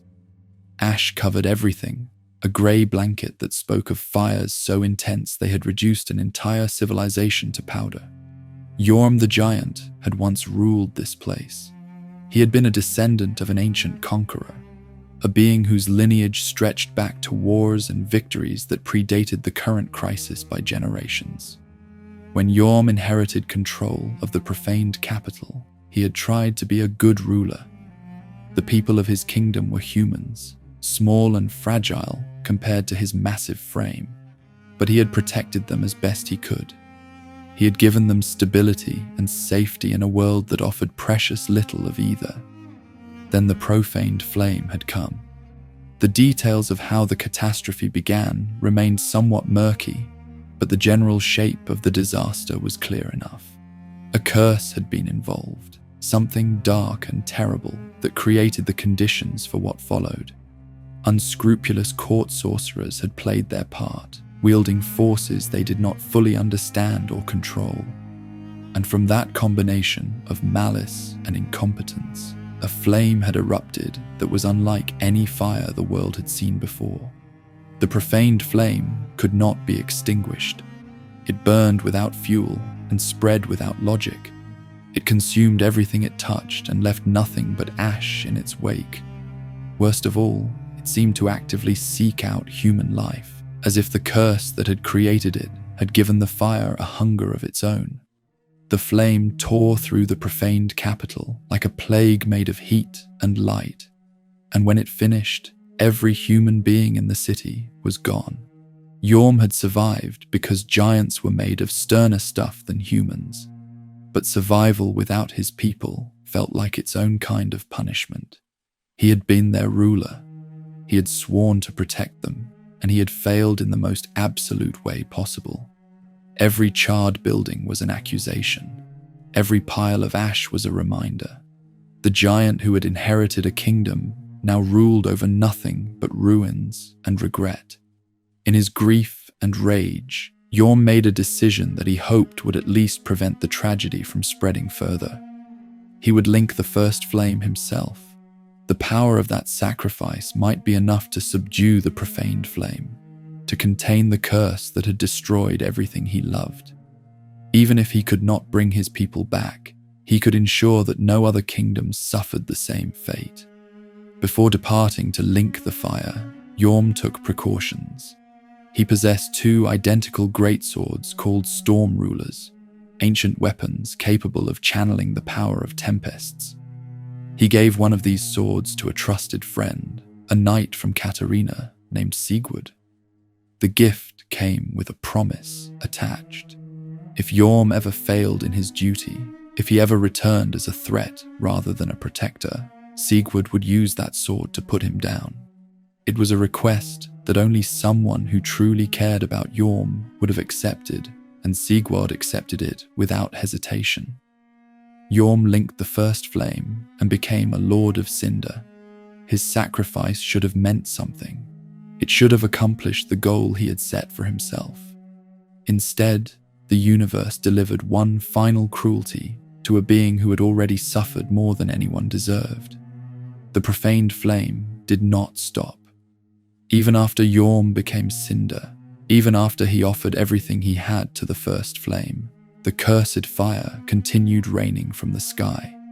It devastated what little remained of his capital. It proved that his sacrifice had been meaningless. Everything Yorm had given up, every hope he had carried into the flame, had accomplished nothing at all. When the emergency bell tolled and the Lords of Cinder were resurrected, Yorm returned to find the same ruins he had left behind. The same ash, the same emptiness, the same evidence of a tragedy that his sacrifice had failed to prevent. Something broke inside the giant that had not been broken before. He had tried everything. He had given everything, and none of it had mattered. Yorm retreated to his throne room in the scorched great hall of his ruined capital. He sat down on his massive chair with his great machete resting across his knees, and he waited, not for rescue, not for redemption, just for whatever came next in a world that had taken everything from him and then demanded he keep going anyway. The Ashen One found him there, alone in the darkness of a kingdom that existed only in memory. Yorm sat on his throne like a statue carved from charcoal and despair. His armor was blackened by flames that had burned for ages. His eyes held nothing but exhaustion and loss. He did not speak when the unkindled entered his hall. What was there to say? When the Ashen One approached, Yorm rose from his throne with movements that spoke of duty. He did not want this fight. He did not want anything anymore. But something in him still responded to the presence of a challenger, some remnant of the ruler who had once protected an entire civilization. Cinder and rage engulfed his massive form as he lifted the gigantic machete that had served him through countless battles. The fight that followed was unlike anything the Ashen One had experienced. Yorm was enormous, his machete capable of shattering the stone floor with every swing. Conventional weapons barely scratched his armored hide. Each attack the unkindled landed felt like chipping away at a mountain with a hammer. The giant could end this battle with a single well-placed blow, and he swung with the force of someone who had nothing left to lose. But a weapon lay near Yorm's throne that changed everything. A Storm Ruler greatsword, identical to the one the giant had given Sigurd so long ago. Perhaps Yorm had placed it there deliberately. Perhaps he wanted to give whoever came for him a fighting chance. Perhaps he was tired of existing and hoped someone would finally use the weapon that could end his suffering. The Ashen One grasped the Storm Ruler and felt ancient power surge through the blade. This was not an ordinary greatsword. This was a weapon designed to channel the fury of storms themselves. The unkindled raised the blade and unleashed gusts of thunderous wind that slammed into Yorm with force enough to stagger even his massive frame. The giant recoiled from impacts he could actually feel, his defenses finally cracked by a weapon built to challenge beings of his size. In some tellings of this battle, Sigurd of Katarina arrived to honor the promise he had made so long ago. The knight from the land of onion-shaped armor appeared in the throne room with his own storm ruler drawn, ready to help strike down the friend he had sworn to end if this moment ever came. Whether Sigurd joined the fight or the Ashen One faced Yorm alone, the result was the same.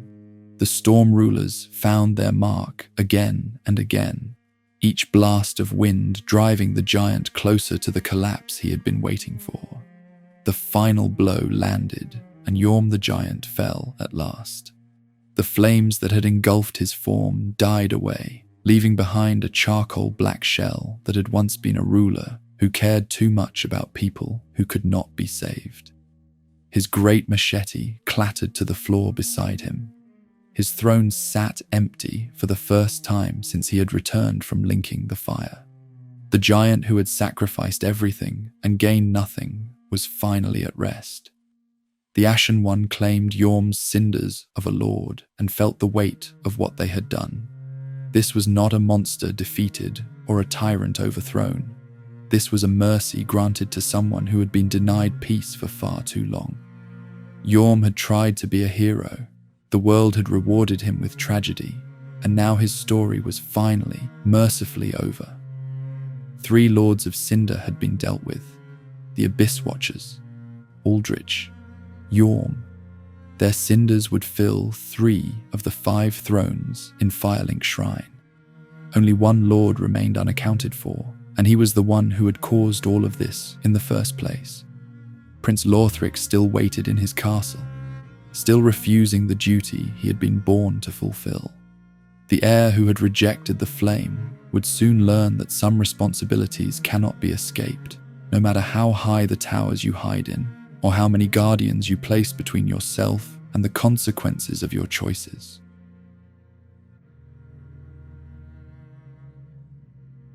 The old priestess had held on just long enough. With 3 sets of cinders weighing heavy in their possession, the Ashen One returned to where the journey through Lothric had truly begun. The high wall still loomed over the landscape, its ramparts crawling with the same hollows and deserted knights that had populated them before. But the Unkindled was not here to fight through familiar territory again. They were here because the path to Prince Lothric had finally opened, and that path started in the chapel where High Priestess Emma had first given them direction. Emma was not the woman she had been during their first meeting. The aged steward who had named the Ashen One a Lord Seeker and handed over the small Lothric banner now lay crumpled against the altar, her body failing in ways that no healing could reverse. Whatever strength had kept her alive through the long months of waiting had finally given out. She was dying, and she knew it, and she had one final task to complete before the end came. The Ashen One approached, and Emma used what little breath remained to deliver her last message. She spoke of Prince Lothric, the heir she had served her entire life, the prince who had turned his back on the duty that could have prevented all of this suffering.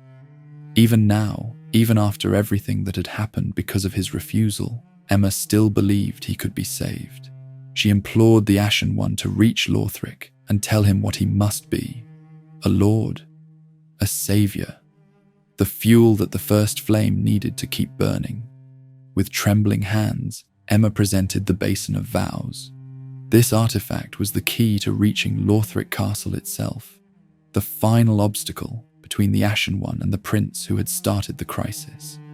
Emma had guarded it until someone worthy came along, someone who had proven themselves by hunting down the other Lords of Cinder and claiming their ashes. The Ashen One had done exactly that. The basin was theirs now, along with the responsibility it represented. Emma's eyes closed for the last time. The priestess, who had dedicated her existence to serving the royal family of Lothric, was gone. She had spent her final moments ensuring that someone would carry her message to the prince she had failed to save through gentler means. Whether Lothric would listen remained to be seen, but at least the chance still existed. The Ashen One did not have time to mourn. The moment Emma fell silent, something else stirred in the chapel. A presence that had been waiting in the shadows now emerged into the pale light filtering through the windows. Pontiff Sullivan had stationed guardians throughout his sphere of influence, and this chapel had not been overlooked. The last of his outrider knights had come to prevent anyone from reaching the castle above. The dancer of the Boreal Valley materialized from the darkness like a nightmare given elegant form. She was tall and spectral, her body wrapped in flowing veils that drifted around her as if moved by winds that existed only for her. Every movement she made carried an unnerving grace, a lethargy that seemed almost beautiful until you realized what it meant. This was not slowness born of weakness. This was the deliberate patience of a predator who knew her prey could not escape. The dancer had once been something very different.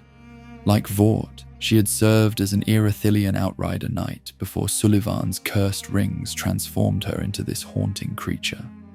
She was said to be of old royal lineage, a woman whose noble birth should have protected her from such a fate. Instead, that heritage had meant nothing when Sullivan decided to remake his knights into the beasts he needed them to become. The eye rings he forced upon them had stripped away everything human, leaving behind only shadows that remembered how to fight. Sullivan had sent the dancer to Lothric along with a division of outriders, stationing them here to serve whatever purpose he had in mind. Perhaps she was meant to guard the path to the castle. Perhaps she was simply another piece in the political games the Pontiff played with Prince Lothric and his kingdom. Whatever her original mission, she now existed only to destroy whoever had triggered her awakening. The battle that followed was unlike the brutal clashes the Ashen One had experienced against other foes. The dancer moved with eerie quiet, her footsteps making no sound against the chapel floor. Ashen moonlight filtered through the windows, casting long shadows that seemed to dance alongside her as she circled her opponent. There was something almost hypnotic about watching her glide between the pillars, her veiled form twisting and contorting in ways that human bodies should not be able to achieve. She wielded two blades that represented the duality of her corrupted existence. One sword burned with phantom flame, leaving trails of fire in the air wherever it passed. The other emanated a cold, dark mist that seemed to drain the warmth from everything nearby. When she swung these weapons, she did so with slow, elegant arcs that gave the impression of a formal dance rather than combat. But that elegance was deceptive. Each swing carried enough force to end an unprepared opponent instantly. The Ashen One learned to dodge by reading the dancer's movements, finding the rhythm hidden within her graceful attacks. Stay too close, and those blades would find their mark. Stay too far, and she would close the distance with sudden lunges that covered more ground than seemed possible. The key was finding the middle distance, the space where her swings could be avoided and counterattacks could be landed before she recovered. Then the dancer changed her approach entirely. Without warning, she erupted into a wild spinning spiral that abandoned all pretense of elegance. Her blades whirled around her in patterns that set the very floor ablaze, fire spreading across the stones as she twisted through the chapel like a tornado made of flame and shadow. The controlled grace vanished, replaced by raw violence that cared nothing for beauty or form. This was the beast that Sullivan's rings had created, finally unleashed after being suppressed beneath a veneer of courtly movement. The Ashen One survived through desperate dodging and sheer determination. The spinning attacks could not be blocked or endured. They could only be avoided until the dancer exhausted whatever fury drove them. When she finally slowed, finally returned to her more measured assault, the unkindled struck back with everything they had.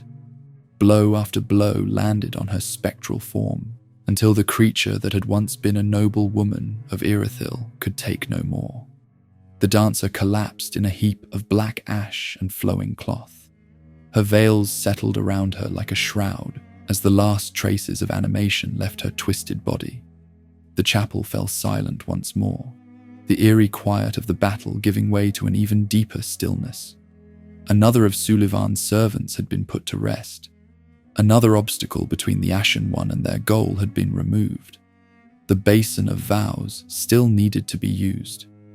The Ashen One approached the statue on the altar where Emma had fallen and placed the artifact in its designated position. For a moment, nothing happened. Then mechanisms that had been dormant for ages began to stir within the chapel's architecture. Something was responding to the basin's presence, recognizing that the proper tribute had been offered. A ladder descended from the ceiling with a grinding sound that echoed through the empty space. This was not an ordinary ladder. It emerged from stonework that had shown no seams or openings moments before. A hidden passage revealed only when the Basin of Vows activated whatever ancient magic controlled it. The blood contained within the basin had triggered the mechanism, unlocking access to a place that had been sealed against unwanted visitors for longer than anyone could remember. The ladder led upward into Lothric Castle itself, the stronghold where Prince Lothric had hidden since refusing his duty now stood open to the Ashen One. No more barriers remained between the unkindled and the final Lord of Cinder. No more diversions or detours would be necessary. The path forward led straight to the prince who had caused all of this suffering through a single act of defiance. Emma had asked the Ashen One to save Lothric's soul, to tell him what he must be. Whether that salvation would come through words or through force remained to be seen. The prince had shown no willingness to listen to reason so far. His entire response to the crisis had been to hide behind walls and guardians while the world crumbled around him. Perhaps a visit from someone who had already defeated 3 Lords of Cinder would change his perspective. The Ashen One began climbing toward whatever waited above. Prince Lothric had started this nightmare by saying no. Soon he would have to face the consequences of that choice, delivered by someone who had walked through fire and darkness and the domains of beings who had once linked the first flame itself. The final confrontation was at hand.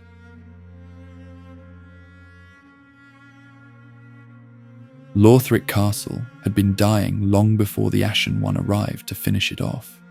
The ladder from the chapel deposited the unkindled into corridors that told stories of decline with every detail.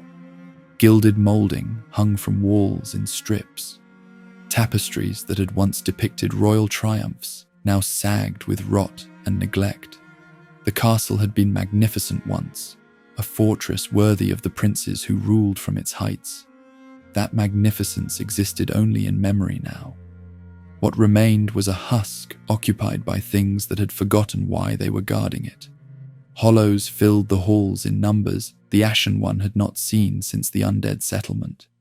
Distorted knights shambled through chambers where courtiers had once debated politics and policy. These were the remains of Lothric's defenders, soldiers who had stayed at their posts even as the curse stripped away everything that made them human. They attacked on sight with the same discipline they had shown in life, forming ranks and covering approaches, their training persisting even when their minds had long since crumbled to dust. The higher the Ashen One climbed, the stranger the resistance became. Winged shapes dove from above without warning. The shriving stone gargoyles had been decorations once, architectural flourishes meant to ward away evil spirits through their fearsome appearance. Something had given them motion. They swooped down from parapets and tower peaks, stone claws raking at anyone who dared cross the open courtyards. Fighting them required watching the sky as much as the ground, splitting attention between the knights below and the gargoyles above. An outer balcony offered the first glimpse of what blocked the path to the castle's highest reaches. Two ancient wyverns had claimed the walls as their perch, massive dragon-like beasts whose scales gleamed in the dim light, filtering through the perpetual clouds. Fire poured from their jaws in streams that turned stone black and made the air shimmer with heat. These creatures had no interest in negotiations or retreats. They existed to prevent passage, and they were very good at their purpose. Direct assault seemed suicidal. The wyverns were enormous, their hides thick enough to shrug off conventional weapons, their flames hot enough to end anyone caught in the open. But the Ashen One had learned something important during their journey through this dying world. The biggest threats often had the most exploitable weaknesses. High ground changed everything. The Ashen One found a path above the first wyvern's position, a route that no one had thought to guard because no one expected an attacker to come from that direction. From this elevated perch, the beast's neck stretched out below like an invitation. The unkindled leaped without hesitation, sword pointed downward, and plunged the blade directly into the wyvern's skull. The creature never saw the attack coming. It collapsed instantly, its massive body crashing against the walls it had been defending moments before. The second wyvern required a different approach. This beast harbored a pilgrim insect somewhere within its form, a parasitic creature that controlled its movements and kept it bound to this location. The Ashen One hunted down this insect and dispatched it with clinical precision. Without the controlling influence, the second wyvern simply stopped. The skies were clear. The path forward was open. But something was wrong with this castle beyond the expected decay.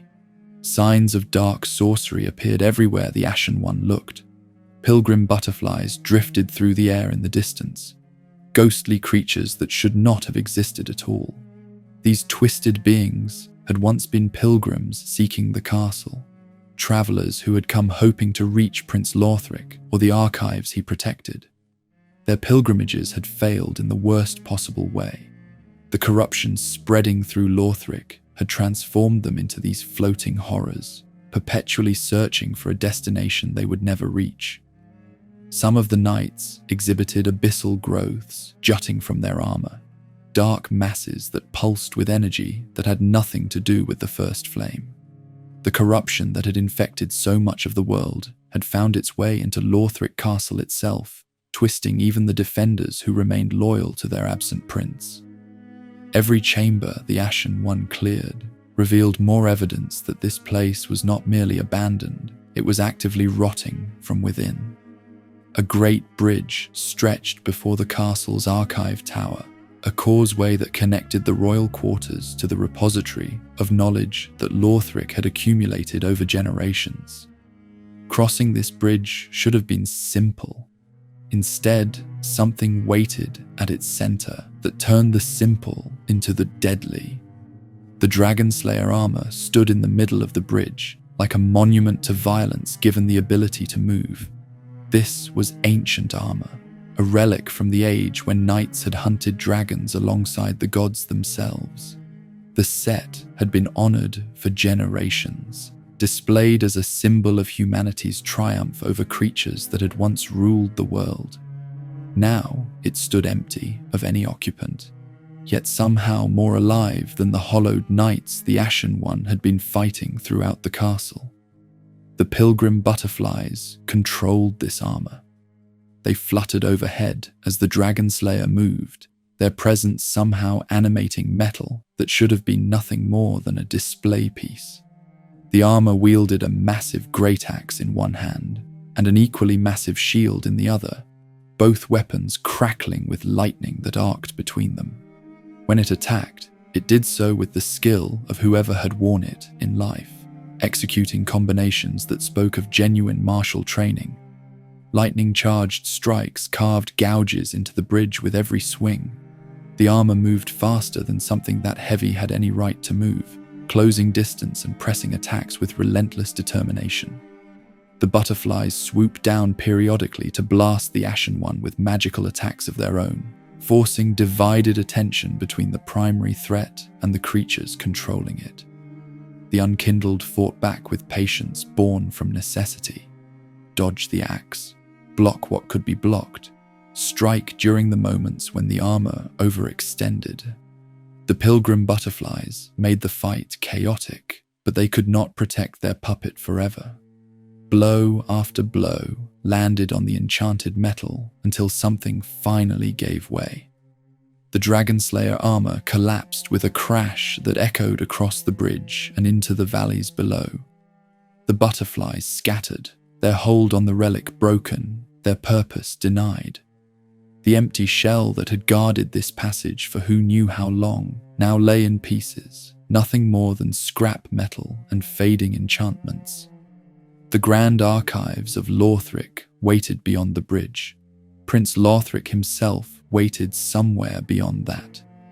The Ashen One stepped over the remains of the Dragonslayer armor and continued forward.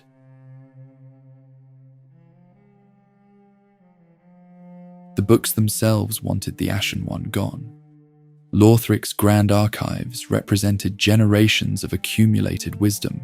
Scholars had spent lifetimes filling these shelves with texts covering every subject imaginable: history, magic, philosophy, the nature of the flame itself. The kingdom had invested enormous resources into building this repository, creating a tower of learning that rivaled anything the world had ever seen. Knowledge was supposed to be a gift. In the grand archives, it had become a curse. Dim light filtered through windows caked with dust and neglect. The shelves stretched toward ceilings, lost in shadow, rows upon rows of leather bindings containing secrets that humanity had spent ages collecting. But the books were not simply waiting to be read. They radiated something hostile, an energy that seeped from their pages and attacked anyone who drew too close. The cursed spirits inhabiting these texts had no interest in sharing what they knew. They only wanted to destroy whoever disturbed their slumber. Wax offered protection. Pools of melted wax sat throughout the archives, heated by flames that never went out. The Ashen One learned quickly that dipping their head in this substance created a barrier against the cursed spirits trying to invade their mind. The wax hardened into a shell that blocked the malevolent energy, turning a death sentence into a temporary inconvenience. Scholars who had worked here must have performed this ritual constantly, coating themselves in wax just to survive their daily research. The cursed wax scholars still wandered the archives, though they had long since stopped caring about books or learning. These hunched figures carried candles that dripped with the same protective substance they had once used for safety. Now they shuffled through the stacks as guardians rather than researchers, attacking intruders with weapons and magic that had nothing to do with academic pursuits. The knowledge they had dedicated their lives to acquiring had consumed them completely. Living bookshelves added another layer of danger to the ascent. Entire sections of shelving would detach from walls and lurch toward the Ashen One, animated by whatever force had corrupted this place. Fighting a bookshelf felt absurd until those heavy wooden frames came crashing down with enough force to shatter bone. The archives had turned their own contents into weapons, using centuries of accumulated learning as ammunition against anyone trying to reach the top. A familiar threat appeared partway through the tower. The crystal sage materialized in a burst of magical energy, one of the twin sorcerers the Ashen One had encountered during the journey through the Crucifixion Woods. That encounter had ended one of the pair, but the surviving sibling had apparently found new employment. The sage had allied with Lothric, lending magical support to a kingdom that desperately needed every advantage it could get. The sorcerer fought with the same tricks as before. Crystal projectiles flew from raised hands. Illusions split the sage into multiple copies, each one casting spells that were just as dangerous as the original. The confined spaces of the archives made dodging these attacks more difficult than it had been in the open woods. Bookshelves blocked escape routes. Staircases forced predictable movement. The sage exploited every advantage the terrain offered, but the Ashen One had grown stronger since their first meeting with the Crystal Sages. Strategies that had worked in the Crucifixion Woods worked even better now that the Unkindled understood the patterns. The surviving sage fell just as the sibling had fallen, extinguished by someone who had learned their lessons well. The archives grew quieter with the sorcerer's defeat, though plenty of other magical threats remained scattered throughout the floors above. Each level of the tower presented new challenges and new evidence of how far Lothric had fallen. Candle wax pooled in corners where scholars had huddled for protection. Journals lay open to final entries that spoke of creeping madness and desperate prayers. The people who had worked here had known something terrible was happening. They had documented their own decline with the same attention to detail they had applied to everything else in their academic lives. The very top of the archives opened onto a balcony under skies that seemed impossibly far from the dark corridors below. Fresh air replaced the musty staleness of the library. Light that came from something other than flickering candles illuminated a space that felt almost peaceful compared to what the Ashen One had just fought through. That peace lasted approximately 3 seconds. 3 figures emerged from positions around the balcony, moving with coordination that spoke of long practice working together. These were not hollow remnants or mindless guardians. These were elite warriors who had chosen to be here, who had sworn oaths to protect the prince hiding in the tower above. The 3 pillars of the king's rule had come to stop the intruder before they could reach their master. Lion Knight Albert attacked first. This stoic warrior served the king directly, his loyalty unquestionable, and his skill with blade and shield honed through years of dedicated service. He fought with discipline, each movement economical and precise. Albert represented the martial tradition that had kept Lothric strong through centuries of conflict, even if that strength had proven insufficient to prevent the current crisis. Blackhand Kamui struck from an angle Albert's assault had concealed. The royal assassin wielded twin blades with speed that made tracking his movements almost impossible. Where Albert fought like a wall, Kamui fought like wind, appearing where he was not expected and vanishing before retaliation could connect. His role in the 3 pillars was to eliminate threats that straightforward combat could not handle, and he approached the Ashen One as exactly such a threat. Daughter of Crystal Creamhild hung back and cast spells that complicated every exchange. This sorceress provided magical support that turned simple engagements into complex puzzles. Crystal projectiles demanded attention, even while Albert pressed forward with his shield. Energy bolts tracked across the balcony, even while Kamui darted in for quick strikes. Fighting any one of them alone would have been manageable. Fighting all 3 simultaneously pushed the Ashen One to their absolute limits. The Unkindled had not come this far to fail on a balcony. They picked their battles within the larger battle, focusing on one pillar while surviving the attacks of the other 2. Albert fell first, his defensive stance finally cracked by persistent aggression.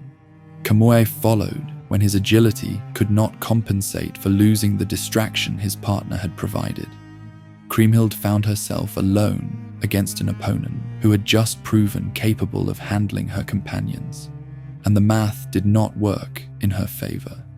The 3 pillars collapsed one after another, their oaths fulfilled in the only way left to them. They had sworn to protect Prince Lothric. They had given everything they had to stop the Ashen One from reaching him. In the end, everything they had simply was not enough. The personal honor guard of the prince lay scattered across the balcony, their final service rendered complete. Nothing remained between the Ashen One and the tower where Lothric waited. A lift stood ready to carry them upward, through a heavenly garden and across a bridge that connected to the highest point in the entire castle. The prince who had started this crisis by refusing his duty would finally have to face someone who had traveled across the dying world to find him. The Ashen One stepped onto the lift and began the final ascent. 3 Lords of Cinder had already fallen. Their cinders sat ready to be placed on thrones in Firelink Shrine. Only Lothric remained, and the distance between them was measured in minutes now. The last Lord of Cinder was about to meet the consequences of his choice.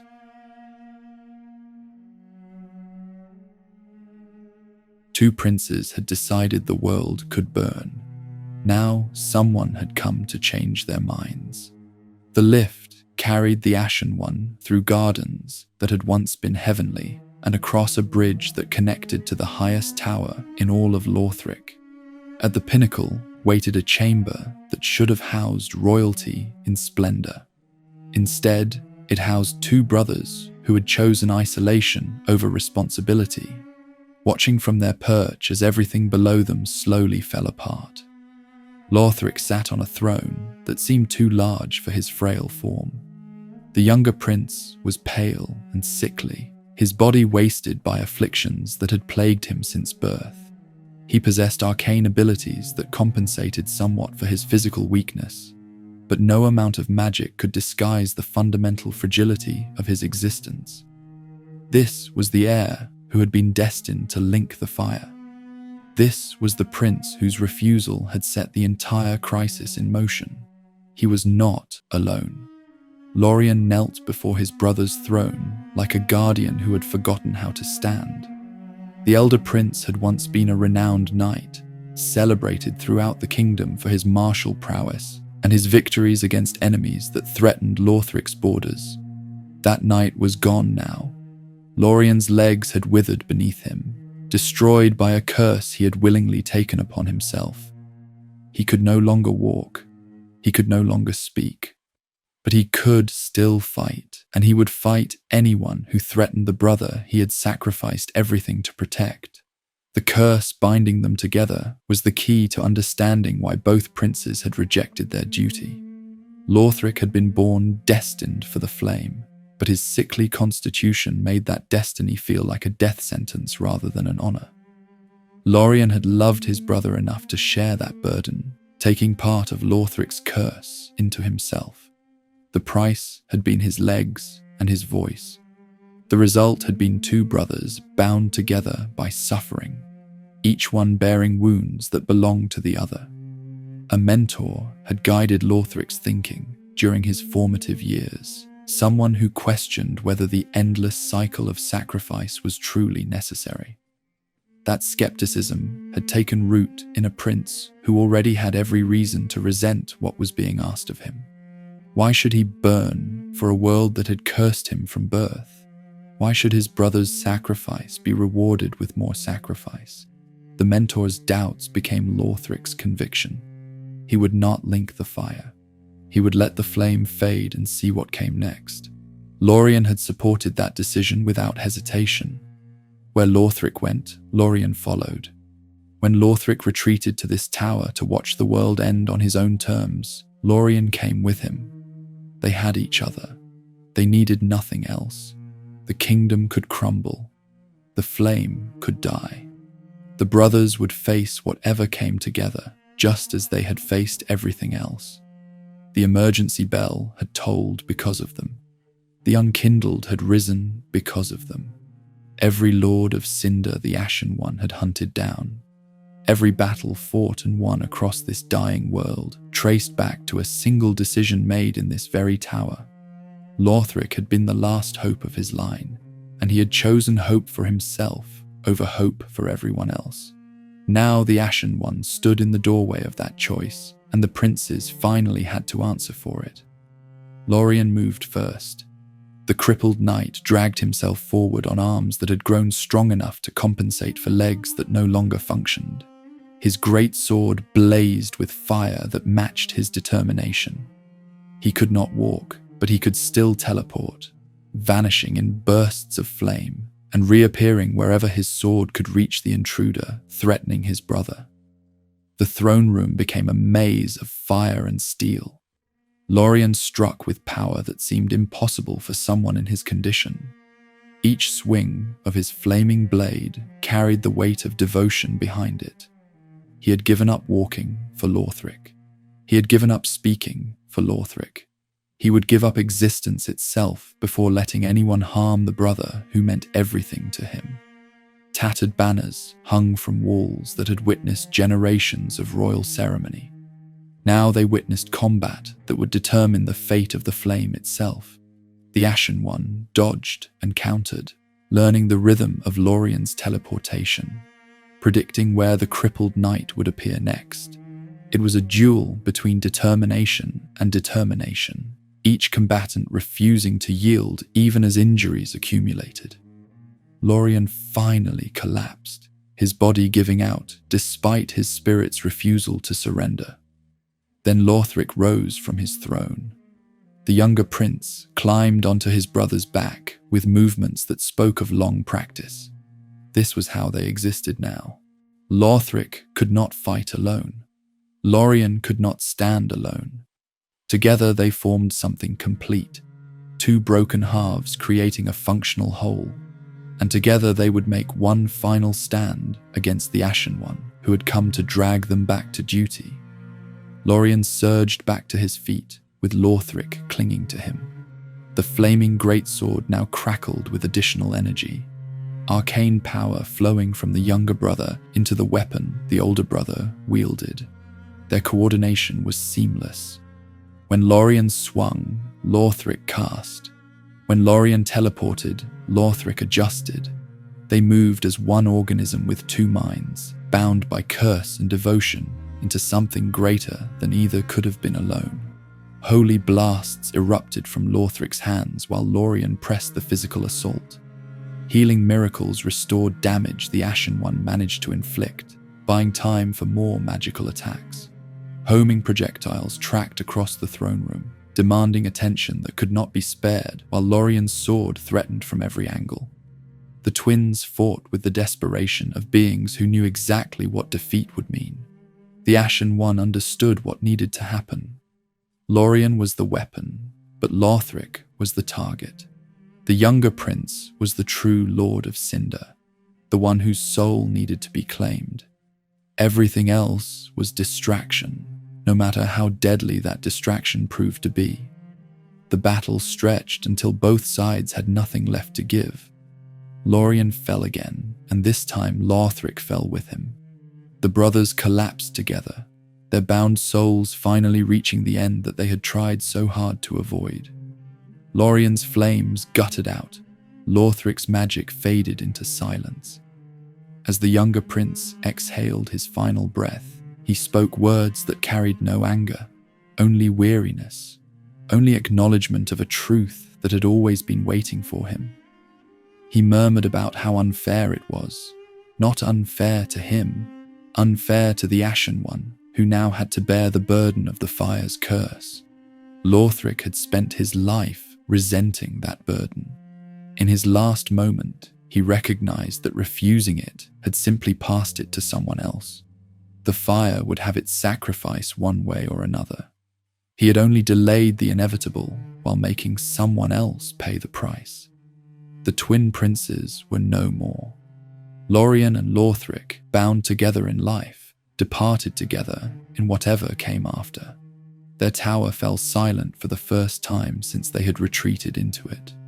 The choice they had made was finally undone by someone who had not been given the option to refuse. The Ashen One claimed Lothric's cinders of a lord. These were the final cinders needed. 4 lords had now been defeated. 4 sets of ashes sat ready to be placed on the thrones in Firelink Shrine. The hunt that had begun in a cemetery of ash was finally complete. The path to the first flame lay open at last.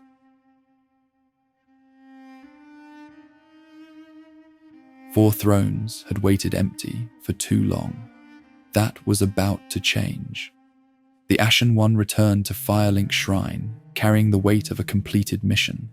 The Abyss Watchers, Aldrich, Yorm, Lothric. Each name represented a battle fought and won. Each set of cinders represented power that had once linked the first flame and would now serve that purpose again in a different way. The hunt was over. What came next would determine whether any of it had mattered. Firelink's shrine felt different with the cinders in hand. The air hummed with anticipation. The bonfire at the center burned brighter, as if sensing what was about to happen. The firekeeper stood ready. The empty thrones loomed in the shadows, waiting to receive what had been taken from beings who had refused to sit in them willingly. The Ashen One approached the first throne and placed the cinders of the Abyss Watchers upon the seat. The ashes settled into position, and something shifted in the fabric of the shrine. Power that had been scattered was returning to where it belonged.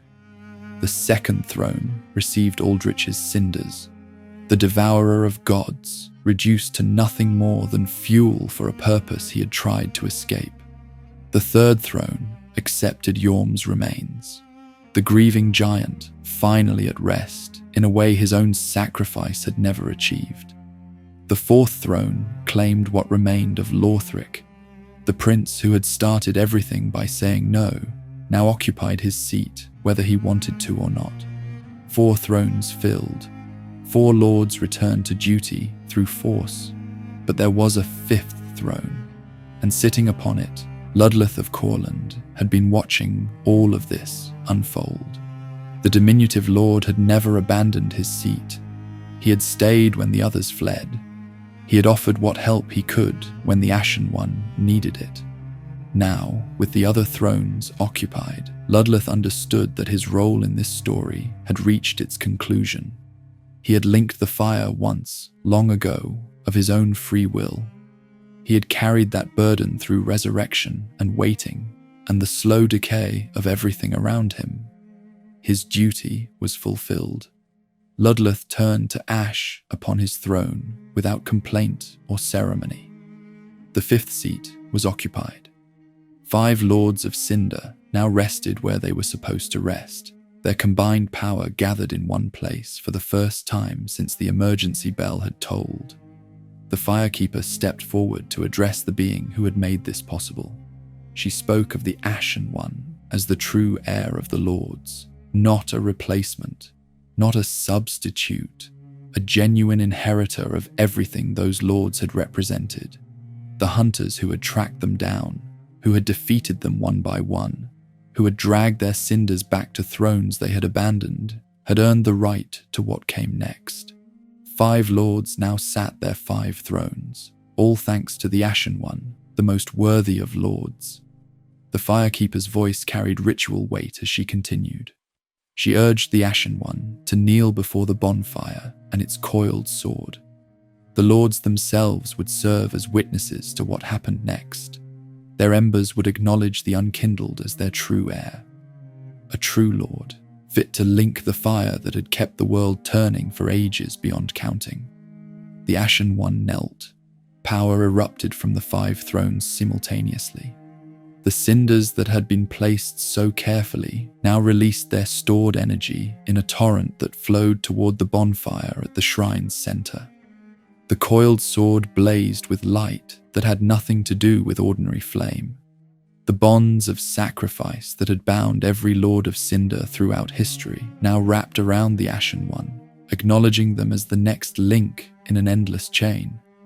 The bonfire swelled into something beyond fire. A vortex of flame consumed the shrine's center, pulling the Ashen One into its depths. The firekeeper was drawn along as well, her presence tied to whatever happened next. Reality bent around the conflagration until Firelink's shrine disappeared entirely, replaced by something far older and far more significant. The kiln of the first flame stretched in every direction. This was the place where it had all begun. Lord Gwyn had walked here when the first flame threatened to fade for the very first time. He had thrown himself into the fire and become the original Lord of Cinder, starting a cycle that had repeated countless times since. Every hero who had linked the flame had passed through this kiln. Every sacrifice that had kept the Age of Fire burning had happened in this symbolic space. Now the kiln appeared as a graveyard for worlds that no longer existed. Ash covered everything. Grey dunes rose and fell across a landscape that held no features except ruin, the remains of kingdoms that had flourished and fallen. During previous cycles lay scattered across the barren plain, monuments to civilizations that had trusted the flame to protect them. A dark eclipse hung overhead where a sun should have been, casting light that illuminated nothing and warmed no one. At the center of this desolation, a single bonfire still burned. The coals of the first flame itself, reduced from the roaring blaze that had once ended the Age of Ancients to something barely clinging to existence. This tiny fire was all that remained of the power that had sparked disparity and given the gods their strength. This was what the Ashen One had traveled across a dying world to reach. This was what 4 Lords of Cinder had been hunted down to fuel. But the kiln was not unguarded. Something stirred in the ash near the dying flame. A figure began to take shape, assembling itself from the scattered remains of everyone who had ever linked the fire before. This was not a single opponent. This was every Lord of Cinder who had ever existed, their souls merged into one entity that served as the final guardian of the flame they had all sacrificed themselves to preserve. The soul of Cinder rose to face the Ashen One. This was the last test. This was the final obstacle between the unkindled and the choice that would determine the fate of everything.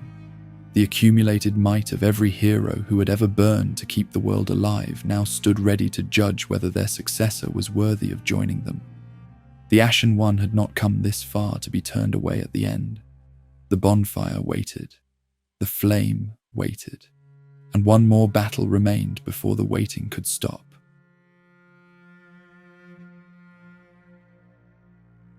The ash stirred. Something was waking up. From the grey fog surrounding the dying bonfire, a figure began to take shape. This was not a creature hiding in the kiln. This was the kiln itself given form, the accumulated essence of everyone who had ever sacrificed themselves to keep the first flame burning. The soul of Cinder rose to face the Ashen One, and in doing so, every Lord of Cinder who had ever existed rose with it. The being appeared as a tall knight clad in armor that seemed forged from cinders and memory. In its grip rested the Firelink greatsword, a coiled blade that matched the sword the Ashen One had pulled from Gundyr at the very beginning of this journey. The soul of Cinder stood between the unkindled and the flame they had crossed a dying world to reach. It would not step aside. It could not. Guarding this flame was the only purpose it had ever known. What made this opponent different from every other was immediately apparent. The soul of Cinder did not fight like a single warrior. It fought like an army compressed into one body. As the Ashen One engaged, the Guardian's stance shifted without warning. One moment it wielded a straight sword with the disciplined technique of a knight who had trained for decades. The next moment, that sword became a sorcerer's staff, hurling soul spells across the Ashen arena with precision that spoke of lifetimes spent studying magic. The transformations continued without pattern or mercy. A curved blade wreathed in flame appeared in the Guardian's hands, and suddenly its movements became acrobatic, dancing through pyromancy that turned the air itself into a weapon. Then the blade lengthened into a polearm, and miracles began flowing from the soul of Cinder's free hand. Healing magic and offensive prayers mixed together in combinations the Ashen One had never seen before. This was what it meant to face every champion who had ever linked the fire. The techniques of countless heroes existed within this single opponent. Warriors who had saved the world in ages past now fought together in perfect unison, their memories and skills preserved within the soul of Cinder's amalgamated form. Every fighting style the Ashen One had encountered during their journey, and countless more they had never seen, flowed through the Guardian like water through a riverbed.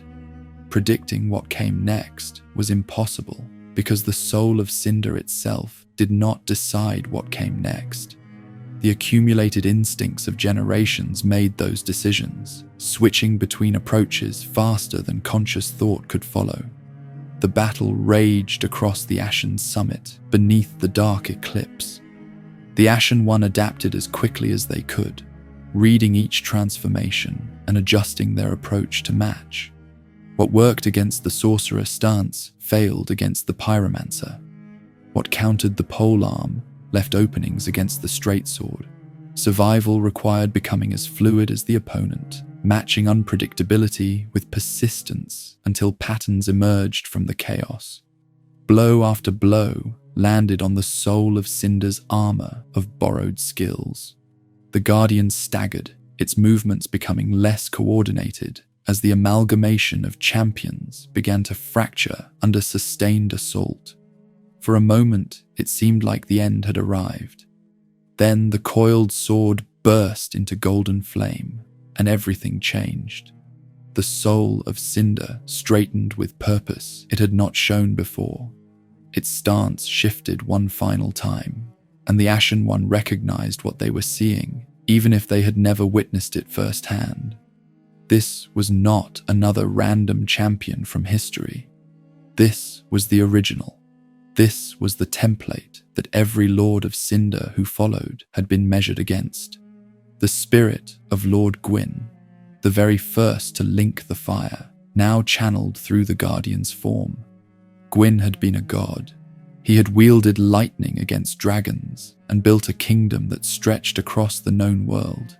He had sacrificed himself to kindle a dying flame when no one else would, starting a cycle that had repeated countless times since. His power had faded over the ages, but his memory remained within the soul of Cinder, waiting for the moment when it would be needed most. That moment had arrived. The soul of Cinder attacked with Gwyn's moveset, and the difference was immediately apparent. Gone were the unpredictable switches between styles. In their place came focused fury, the refined techniques of a being who had mastered combat so thoroughly that every movement was perfect. Leaping attacks covered impossible distances. Lightning bolts crackled through the ash-filled air. The iconic plunging thrust that Gwyn had used to end dragons now aimed itself at the unkindled who dared challenge his legacy. Music seemed to echo across the Kiln, a mournful theme that had accompanied Gwyn's own final battle ages ago. The two ultimate warriors of fire clashed beneath that melody, the last defender of the flame against the challenger who had earned the right to make the final choice. This was not simply a fight anymore. This was the culmination of everything. Every sacrifice that had kept the Age of Fire burning, every Lord of Cinder who had given themselves to the flame, every cycle of linking and fading and linking again. All of it came down to this moment, this duel, this final test. The Ashen One refused to fail. They had crawled out of a grave in the cemetery of ash with nothing but determination. They had defeated Gundyr and claimed the coiled sword. They had hunted the Abyss Watchers through poisonous swamps and ended their eternal civil war. They had tracked Aldrich to Anor Londo and stopped a monster from devouring what remained of the gods. They had granted Yorm the mercy his sacrifice had never earned. They had climbed Lothric Castle and forced the twin princes to face the consequences of their refusal. Every battle had prepared them for this one. Every victory had built toward this confrontation. Gwyn's spirit fought with everything it had, but even the first Lord of Cinder could not stand forever against someone who had already proven themselves worthy of this moment. The Ashen One found openings between the lightning strikes. They dodged the leaping attacks and punished the recovery. They weathered the fury of a god's final stand and answered it with strikes of their own. The killing blow landed and the soul of Cinder collapsed. The amalgamation that had guarded the first flame since time beyond memory finally ceased to exist. The armor that had contained the spirits of every champion crumbled into the ash that covered everything in this place. The coiled sword clattered to the ground, its golden flames dying away. What remained was silence and stillness, and a choice that only the Ashen One could make. The first flame burned at the center of the kiln, and burned was perhaps too strong a word. It flickered, it sputtered, it clung to existence with the desperation of something that knew it was running out of time. This was what remained of the fire that had ended the Age of Ancients and given birth to disparity itself. This tiny dying flame was what Lords of Cinder had sacrificed themselves to preserve. This was what the entire journey had been about. The Ashen One approached the fire and understood that the end had finally arrived. Not the end of the world, not the end of existence. The end of the choice that had been building since they first clawed out of that grave. What happened next would determine the fate of everything, and there was no one left to make that determination except the unkindled who had earned this moment through fire and blood and endless perseverance. 3 paths lay before them. The first path was the one that had been prepared since the beginning. Link the fire, become fuel, sacrifice everything to keep the Age of Fire burning for a little while longer. If the Ashen One chose this path, they would kneel before the first flame and offer themselves up the same way Gwyn had done ages ago. They would touch the dying fire and feel it consume them, drawing their soul into its depths to serve as kindling for another cycle. The flames would swirl and expand, burning bright with borrowed life, and the Ashen One would cease to exist as an individual. They would become part of the fire itself, another spirit within the soul of Cinder, another champion whose techniques would be used to test whoever came next. The sun would ascend once more. The Age of Fire would continue. The world would have more time before the darkness inevitably returned. This was the traditional duty of a Lord of Cinder, the purpose for which the Unkindled had been called. The Ashen One would become the next link in an eternal chain that stretched back to Gwyn himself, prolonging what had always been temporary, delaying what could never be prevented forever. The cycle would continue. Someone else would eventually stand where the Ashen One stood now, facing the same choice, making the same sacrifice or choosing a different path. Nothing would truly end. Nothing would truly change. The fire would burn and fade and be rekindled again, over and over, until something finally broke the pattern. The second path required preparation that had begun long before reaching the kiln. If the Ashen One had forged an alliance with the Firekeeper earlier in their journey, if they had found the eyes of a Firekeeper from ages past and given them to the woman who tended the shrine's bonfire, a different option became available. The Firekeeper had seen what those eyes revealed. She had glimpsed a world without fire, an age of dark that might follow if the flame was allowed to die, and she had agreed to help bring that age into being if the Ashen One chose to walk that path. Here at the kiln, the Ashen One could summon the Firekeeper for a ritual that would end the Age of Fire permanently. She would appear beside them, her presence a comfort in this place of ash and endings. She would reach out and take the first flame into her hands, cradling it gently as a mother might cradle a dying child. And then she would let it fade. The fire would flicker out. The world would fall into darkness and cool dusk. The Age of Fire that had defined existence since Gwyn's first sacrifice would finally conclude, not with violence or catastrophe, but with a quiet acceptance that all things must eventually end. The Firekeeper's vision had shown her something beyond the darkness. She spoke of tiny flames dancing across the dark like precious embers, myriad lights that would one day appear in the age to come. The end of fire was not the end of hope. Something new would eventually emerge from the darkness. just as the first flame had once emerged from the grey fog of the Age of Ancients. The cycle would be broken, and a different kind of future would become possible. In one version of this ending, the Ashen One could make a different choice at the last moment. As the Firekeeper held the dying flame, they could strike her down and seize what remained for themselves. The world would still fall into darkness, but there would be no guardian to watch over that darkness, no keeper to tend whatever embers might eventually appear. This was betrayal, dressed as ambition, a final cruelty inflicted on someone who had served faithfully throughout the entire journey.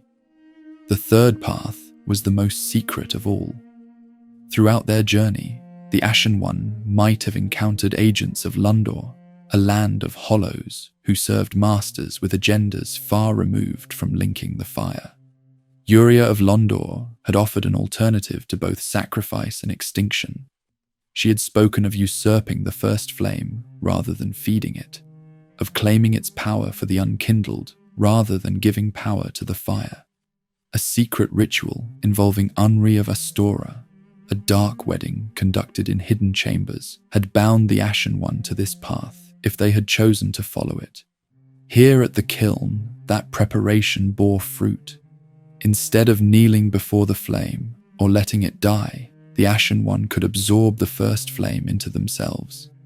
The fire would not be extinguished. It would not be renewed. It would be taken, claimed, made into a tool. The Ashen One would become the Lord of Hollows, a dark lord ruling over a new era where the undead stood supreme.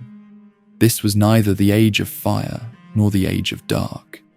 The curse of Hollows that had plagued humanity since Gwyn first branded them with the dark sign would become the foundation of a new order.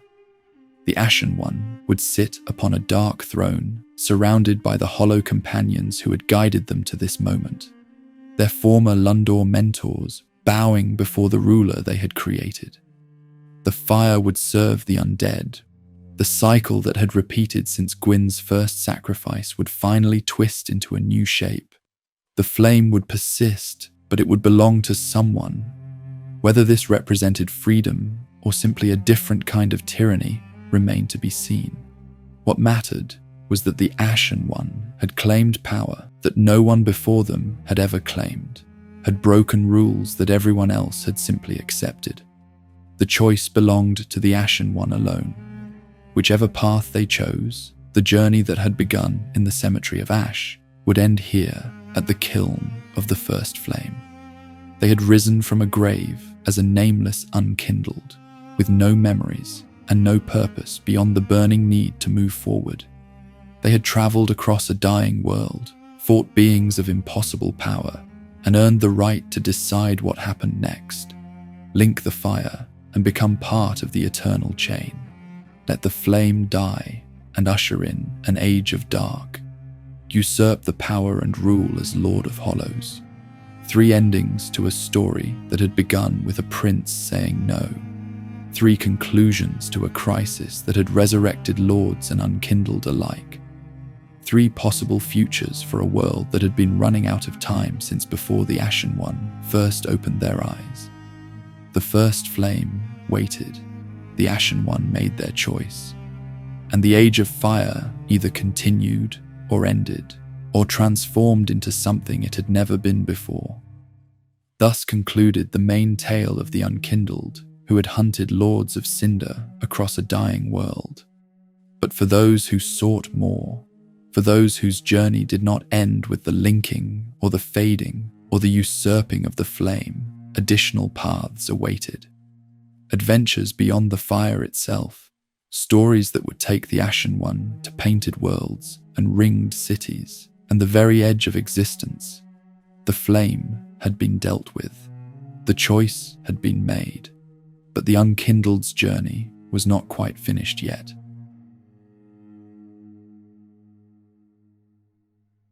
A scrap of painted canvas held the key to another world entirely. The Ashen One encountered slave knight Gael in the Cathedral of the Deep, far from the Kiln and its choices. Gael was ancient, even by undead standards, a knight whose armor had seen more battles than most civilizations had seen years. He carried something precious in his weathered hands, a fragment of a painting that should not have existed in the waking world, a doorway disguised as art. Gael's request was simple and desperate. He needed the Ashen One to enter the cold painting and bring flame to a world that had forgotten what fire meant. The painted realm was rotting from within, and only an Ashen One could reignite what had been deliberately extinguished. Gael spoke of burning the rot away, of cleansing through fire, of a prophecy that promised renewal when two bearers of ash stood together in the frozen canvas. The Ashen One accepted. The painting pulled them in. What waited on the other side was beautiful and dying at the same time. The painted world of Ariandel spread across an endless winter landscape. Snow covered everything. Ice clung to cliffs and towers, and the branches of trees that had not seen warmth in longer than anyone could remember. This realm had been created as a refuge for forlorn souls, a place where the lost and forgotten could find peace away from the troubles of the outside world. The painted world was supposed to be a haven. Instead, it had become a prison, rotting from the inside out. The stagnation was visible everywhere the Ashen One looked. Corruption crept through the snow like mold through bread. The inhabitants had grown twisted and hostile, their minds decayed along with their world. Wolves prowled forests that should have sheltered travelers.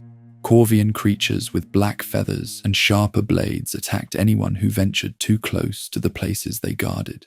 Something had gone terribly wrong in this painted sanctuary, and the wrongness had been allowed to fester for far too long. The painting had a tradition for dealing with this kind of decay. When rot set in, when the world grew too corrupted to sustain itself, the Guardian was supposed to release a cleansing flame. Fire would sweep through the canvas and burn everything away. The destruction would clear space for a new painted world to be created, fresh and clean, and ready to shelter another generation of lost souls. Death followed by rebirth, an ending that enabled a beginning.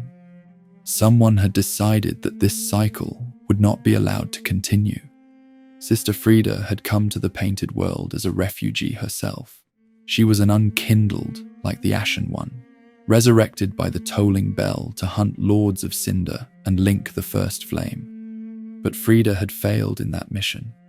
Rather than continue a quest she could not complete, she had abandoned the outside world entirely and sought shelter in the painting. Here she had found Father Ariandel, a giant creature resembling a corrupted crow who served as the realm's guardian. The two had formed a bond built on shared weariness and a mutual desire to escape the demands that fire placed on everyone it touched. Frida was no ordinary refugee. In the world beyond the canvas, she had been the eldest sister of the Sable Church of Lundor.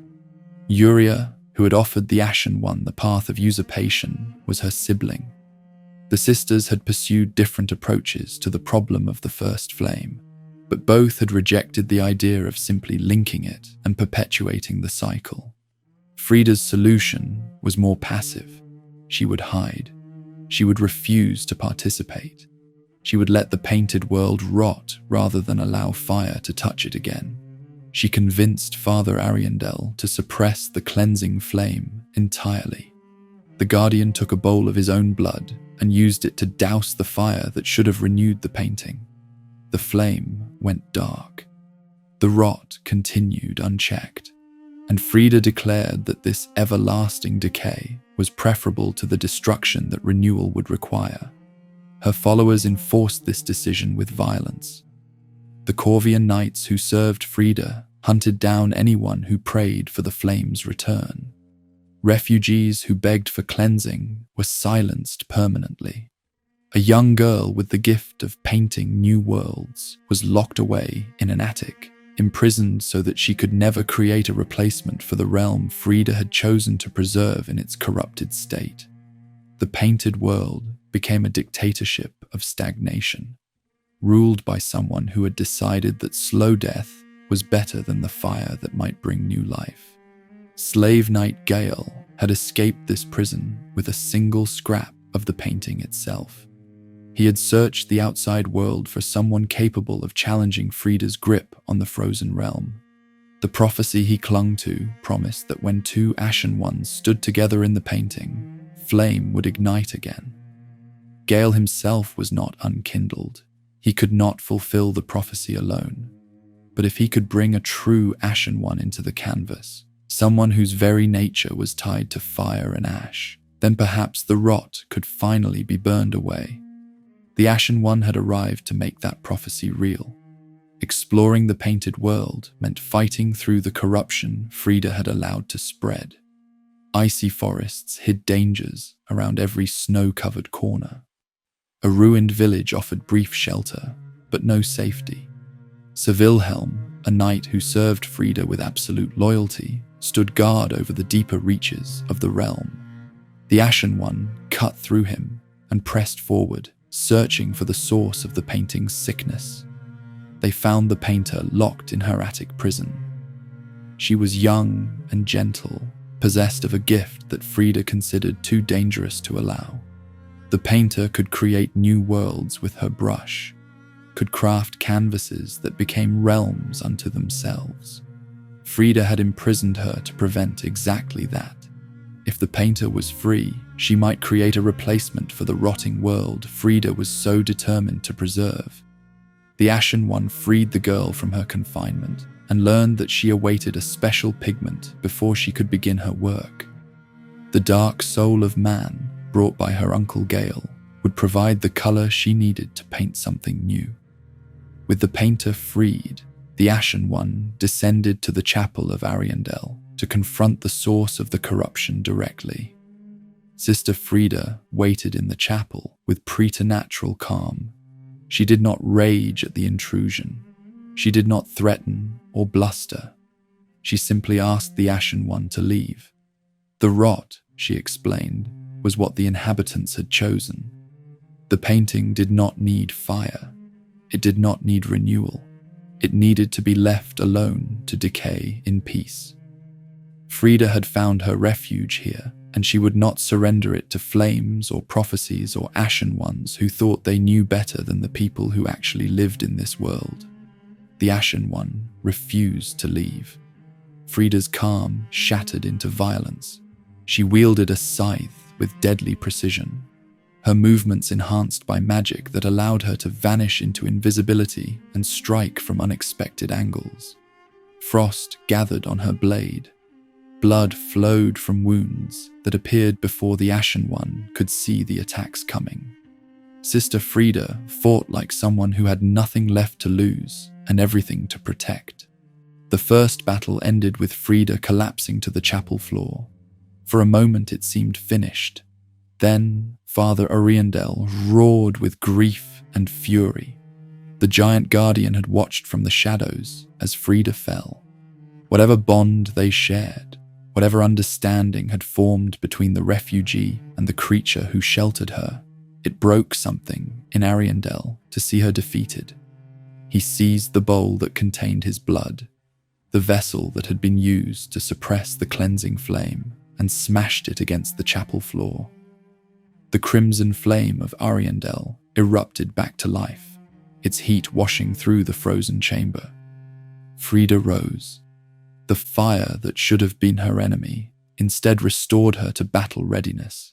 She gripped a scythe wreathed in black flame as Ariandel took up his burning bowl as a weapon. The second battle began with both guardians fighting together. Father and sister united against the intruder who threatened their decaying paradise. Ariandel smashed the ground and sent gouts of fire cascading across the chapel. Frida darted between the flames, her dark scythe carving arcs of black fire through anyone who tried to focus on one opponent. The Ashen one faced an assault from two directions at once, forced to split attention between the giant's crushing blows and the agile strikes of his resurrected partner. Both guardians fell together. Ariandel collapsed amid the flames he had released. Frida crumpled beside him, their shared determination finally exhausted. The suppressed fire spread through the chapel and began its long-delayed work, the burning cleanse that would eventually consume the rot and clear space for something new. Through the windows, the snowy landscape outside began to glow with approaching flames. It should have been over. Frida refused to let it end. She rose a third time, but what stood up was not the calm sister who had asked the Ashen One to leave. This was Black Flame Frida, consumed by the dark fire that had always burned within her. Ash and flame wreathed her form as she attacked with a ferocity that made her previous battles seem restrained. Aggressive combos chained together without pause. Dark flames erupted from every swing of her scythe. She had abandoned any pretense of measured defense and committed entirely to overwhelming her opponent through sheer, relentless assault. The final struggle pushed the Ashen One to their absolute limits. Black Flame Frida was faster and more dangerous than anything they had faced in the painted world. Every mistake was punished. Every opening lasted only a fraction of a second. The chapel burned around them as two bearers of ash fought to determine whether this world would finally be allowed to end. The Ashen One emerged victorious. Frida's ashes scattered across the burning chapel floor. The eldest sister of the Sable Church, the unkindled who had chosen stagnation over sacrifice, was finally and permanently defeated. Her grip on the painted world released at last. The burning cleanse of Ariandel commenced in earnest. Fire spread through the frozen realm, consuming the rot that had accumulated during Frida's long suppression of renewal. The painted world was dying, but it was dying in a way that would make new life possible. The cycle that Frida had interrupted would finally complete itself. In the aftermath, the Ashen One climbed back to the attic where the painter waited. The young girl understood what had happened below. She was grateful for her freedom and ready to begin her work. All she needed was the pigment that Uncle Gael had promised to bring her. The dark soul of man would provide colors unlike anything that had ever been used in a painted world before. The Ashen One shared what they knew. Gael was still searching for that pigment somewhere beyond the painting. His quest had taken him to places the Ashen One had not yet traveled.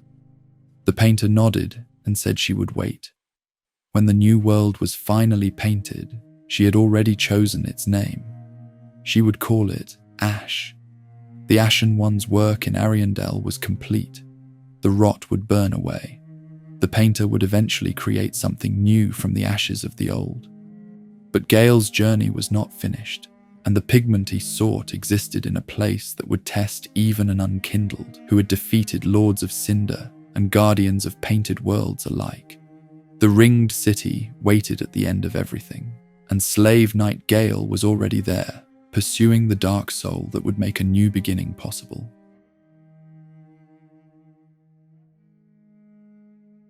Everything ends somewhere. For the Age of Fire, that somewhere was a city built at the edge of existence itself. A transitory symbol appeared to the Ashen One after the soul of Cinder fell, a beacon pointing toward one final journey. The Ringed City, the fabled sanctuary of the Pygmies, humanity's oldest ancestors, a place hidden at the very end of the world, where Lord Gwyn had sent those whose dark soul he feared most. The Ashen One followed the symbol into depths that no living being was meant to reach. The path began in the Dreg Heap, and the Dreg Heap defied every law of reality the Ashen One had come to understand. Worlds had collapsed here, not figuratively, literally collapsed, one on top of another, creating a chaotic landscape where the ruins of different eras existed simultaneously. The Ashen One descended through wreckage that should have been impossible. Fragments of Lothric Castle jutted from the heap at impossible angles. Pieces of Anor Londo lay scattered among debris from kingdoms that had risen and fallen in ages the Ashen One had never known. Time had stopped meaning anything in this place. Geography had become a suggestion. Everything that had ever existed was slowly sinking toward a common grave at the bottom of reality. The descent required fighting through horrors that matched the landscape's impossibility. Angels of light that were actually deformed spirits attacked from above, their beams of energy punishing anyone who lingered in the open. The Ashen One learned to identify the insects controlling these creatures and silence them before pushing forward through each section of the heap. At the bottom of the chaos waited the Demon Prince. This was the last of the demons born from the chaos flame that had consumed the Witch of Izalith ages ago. Two demons fought together at first, remnants of a species that had once threatened to overrun the world. When the Ashen One defeated them, their power merged into something greater. The Demon Prince rose from the ashes of its lesser forms, a being born from the chaos of the fading flame itself.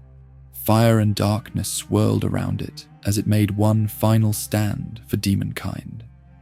The Ashen One ended the Demon Prince, and with it, the legacy of the Chaos Flame.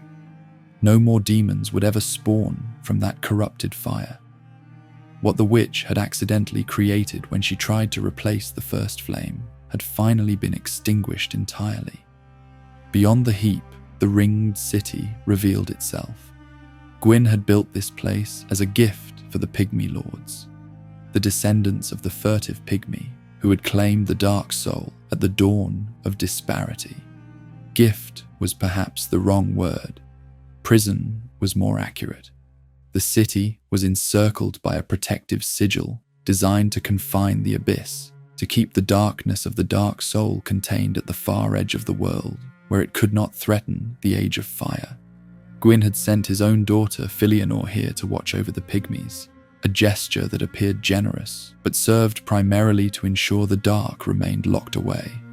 Now the ringed city lay in eerie ruin. Its streets held dangers that had accumulated over ages of isolation.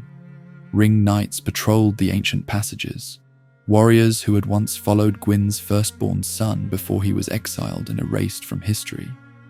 These knights had been branded with rings of fire to seal the darkness within them, and they fought with the desperation of beings who had nothing left except their duty. A dragon's corpse dominated part of the landscape. Dark Eater Medea had been tasked with protecting the city from the abyss, but the darkness had corrupted the Guardian over time. The massive creature lurked in the depths, another obstacle the Ashen One would need to overcome. Deformed angelic spirits drifted through the ruins alongside the knights. The city had become a museum of everything Gwyn had tried to bury at the edge of the world. Dark secrets, forgotten warriors, creatures that should have remained confined forever.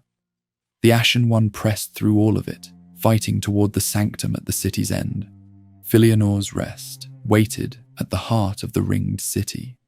Inside, the slumbering daughter of Gwyn lay exactly as she had for ages beyond counting. Filianor clutched an old egg in her arms, cracked and ancient, holding it close as if protecting something precious. Her sleep had lasted since her father placed her here. Her dreams had kept some kind of magic alive in the city around her. The egg she held was the key to whatever illusion sustained this place. The Ashen One approached and touched the egg. It crumbled to dust in their hand. Time itself unraveled. The world twisted and reformed around the Ashen One in ways that made the dreg heap seem orderly by comparison. Reality lurched forward through ages that should have taken millennia to pass.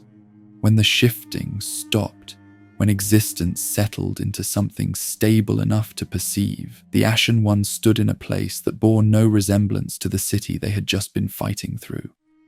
An ashen desert stretched to every horizon. This was the future, the far future, a time when the Age of Fire had truly and finally ended, not through choice or ritual, but through the simple exhaustion of everything that had ever sustained it. The sun hung in the sky as a dark, bleeding dark sign, a dying ember that provided light without warmth. Dunes of grey ash covered everything, including the thrones where pygmy kings had once sat in judgment over humanity's oldest secrets. The ringed city's illusion was gone. Whatever magic Philionora's sleep had maintained had shattered the moment her egg crumbled. This wasteland was what remained when all the ages of fire and dark and fire again finally ran their course. This was the end of everything. And standing in that wasteland, surrounded by the corpses of pygmy lords he had slaughtered to reach this moment, slave knight Gael waited, not as an ally, not as the desperate old knight who had begged the Ashen One to enter the painted world and bring flame to a rotting canvas. Gael had changed in ways that went beyond the physical, though the physical changes were horrifying enough. His body had grown huge and twisted. His red cape hung in tatters from a form that had become skeletal and feral. A dark sign branded his flesh, marking him as something that had consumed power never meant for mortal frames. Gael had completed his mission.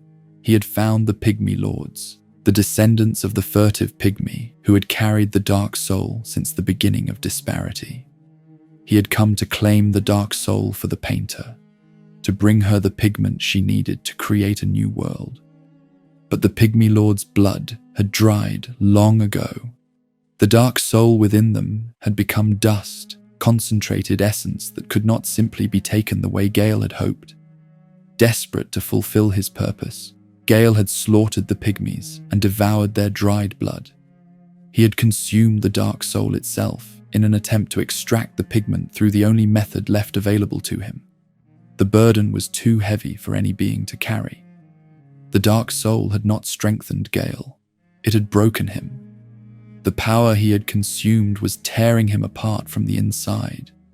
The very blood of the dark soul now dripping from wounds that would not close. His mind had shattered under the weight of humanity's collective inheritance.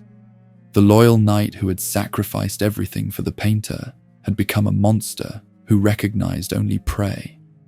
Gael saw the Ashen One and spoke words that carried both recognition and hunger.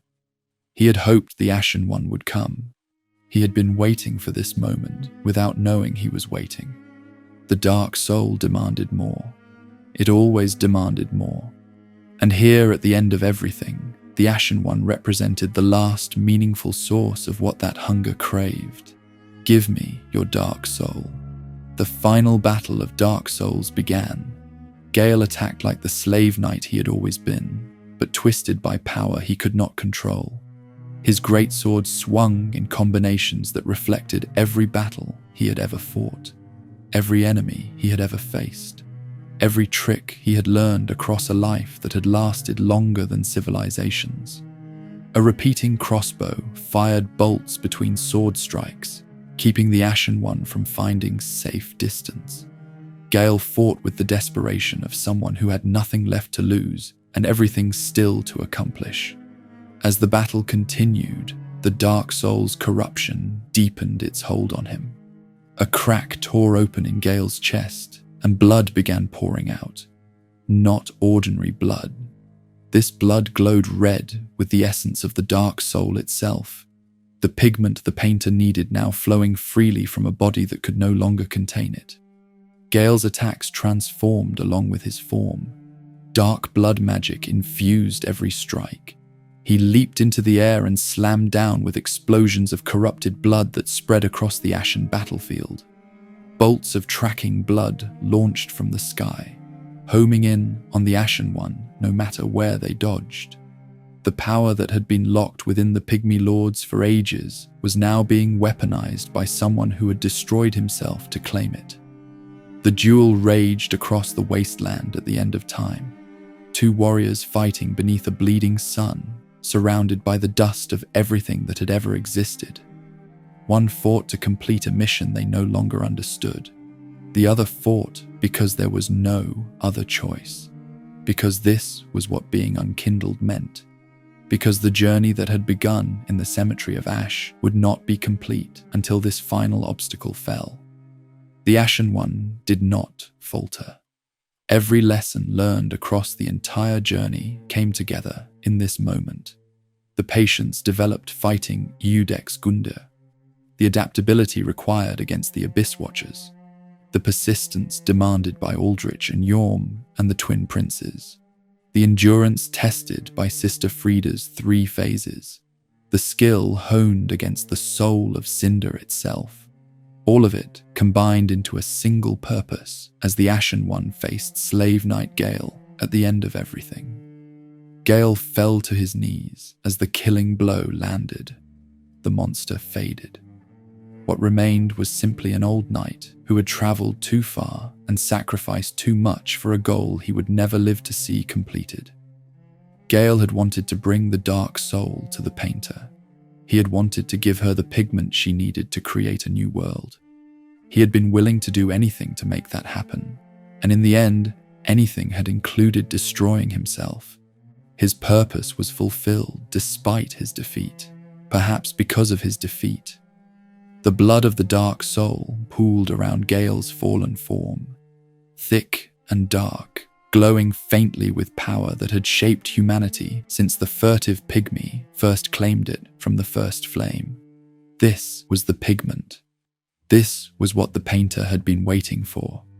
Gael had extracted it through the only method available, filtering the dark soul through his own body until it became something that could be used. The Ashen One collected the blood. Gael's long quest ended in that moment, his body growing still among the dunes of ash at the end of time. The journey back to Ariandel felt like traveling between dreams. The painter waited in her attic, surrounded by canvases and brushes, and the patient certainty that the pigment would eventually arrive. She did not know what had happened to Uncle Gael. She did not know that he had given everything, including his sanity and his life, to bring her what she needed. She only knew that the Ashen One had returned carrying something precious. The blood of the dark soul passed from the Ashen One's hands to the painter's. She accepted it with quiet gratitude, understanding instinctively that this dark, soul-veined blood was Uncle Gael's last gift to her. She did not ask where he was. Perhaps she already knew. Perhaps she chose not to ask questions whose answers would only bring grief. The painter began mixing the pigment into her paints. The colors that emerged were unlike anything that had existed in any previous painted world. The dark soul of humanity, refined through Gael's sacrifice, would become the foundation of something entirely new. She spoke softly as she worked. She wondered when Uncle Gael had intended to return. She said she would finish the painting now, would create the world she had always been meant to create. It would be a cold place, she explained. Dark, but very gentle. And one day, it would make someone a goodly home. The painter looked up from her work and spoke the name she had chosen for this new world, Ash. Named for the Ashen One who had made it possible. Named for Gael, who had been reduced to ash in service of this dream.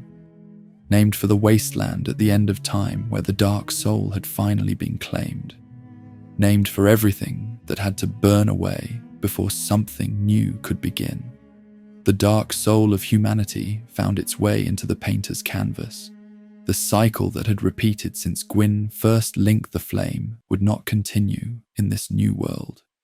There would be no first flame demanding sacrifice, no lords of cinder dragged back to thrones they had abandoned, no unkindled rising from graves to hunt beings who simply wanted to rest.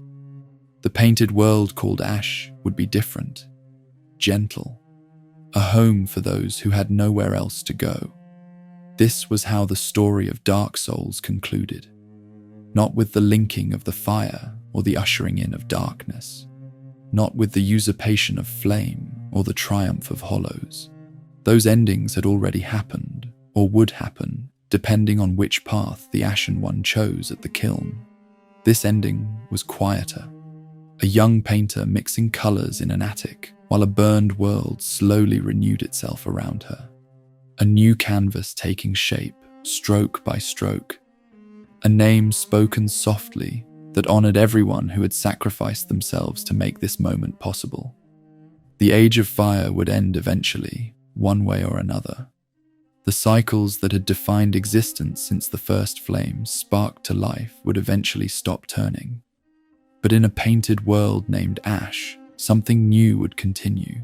Something cold and dark and very gentle. Something that would one day make someone a goodly home.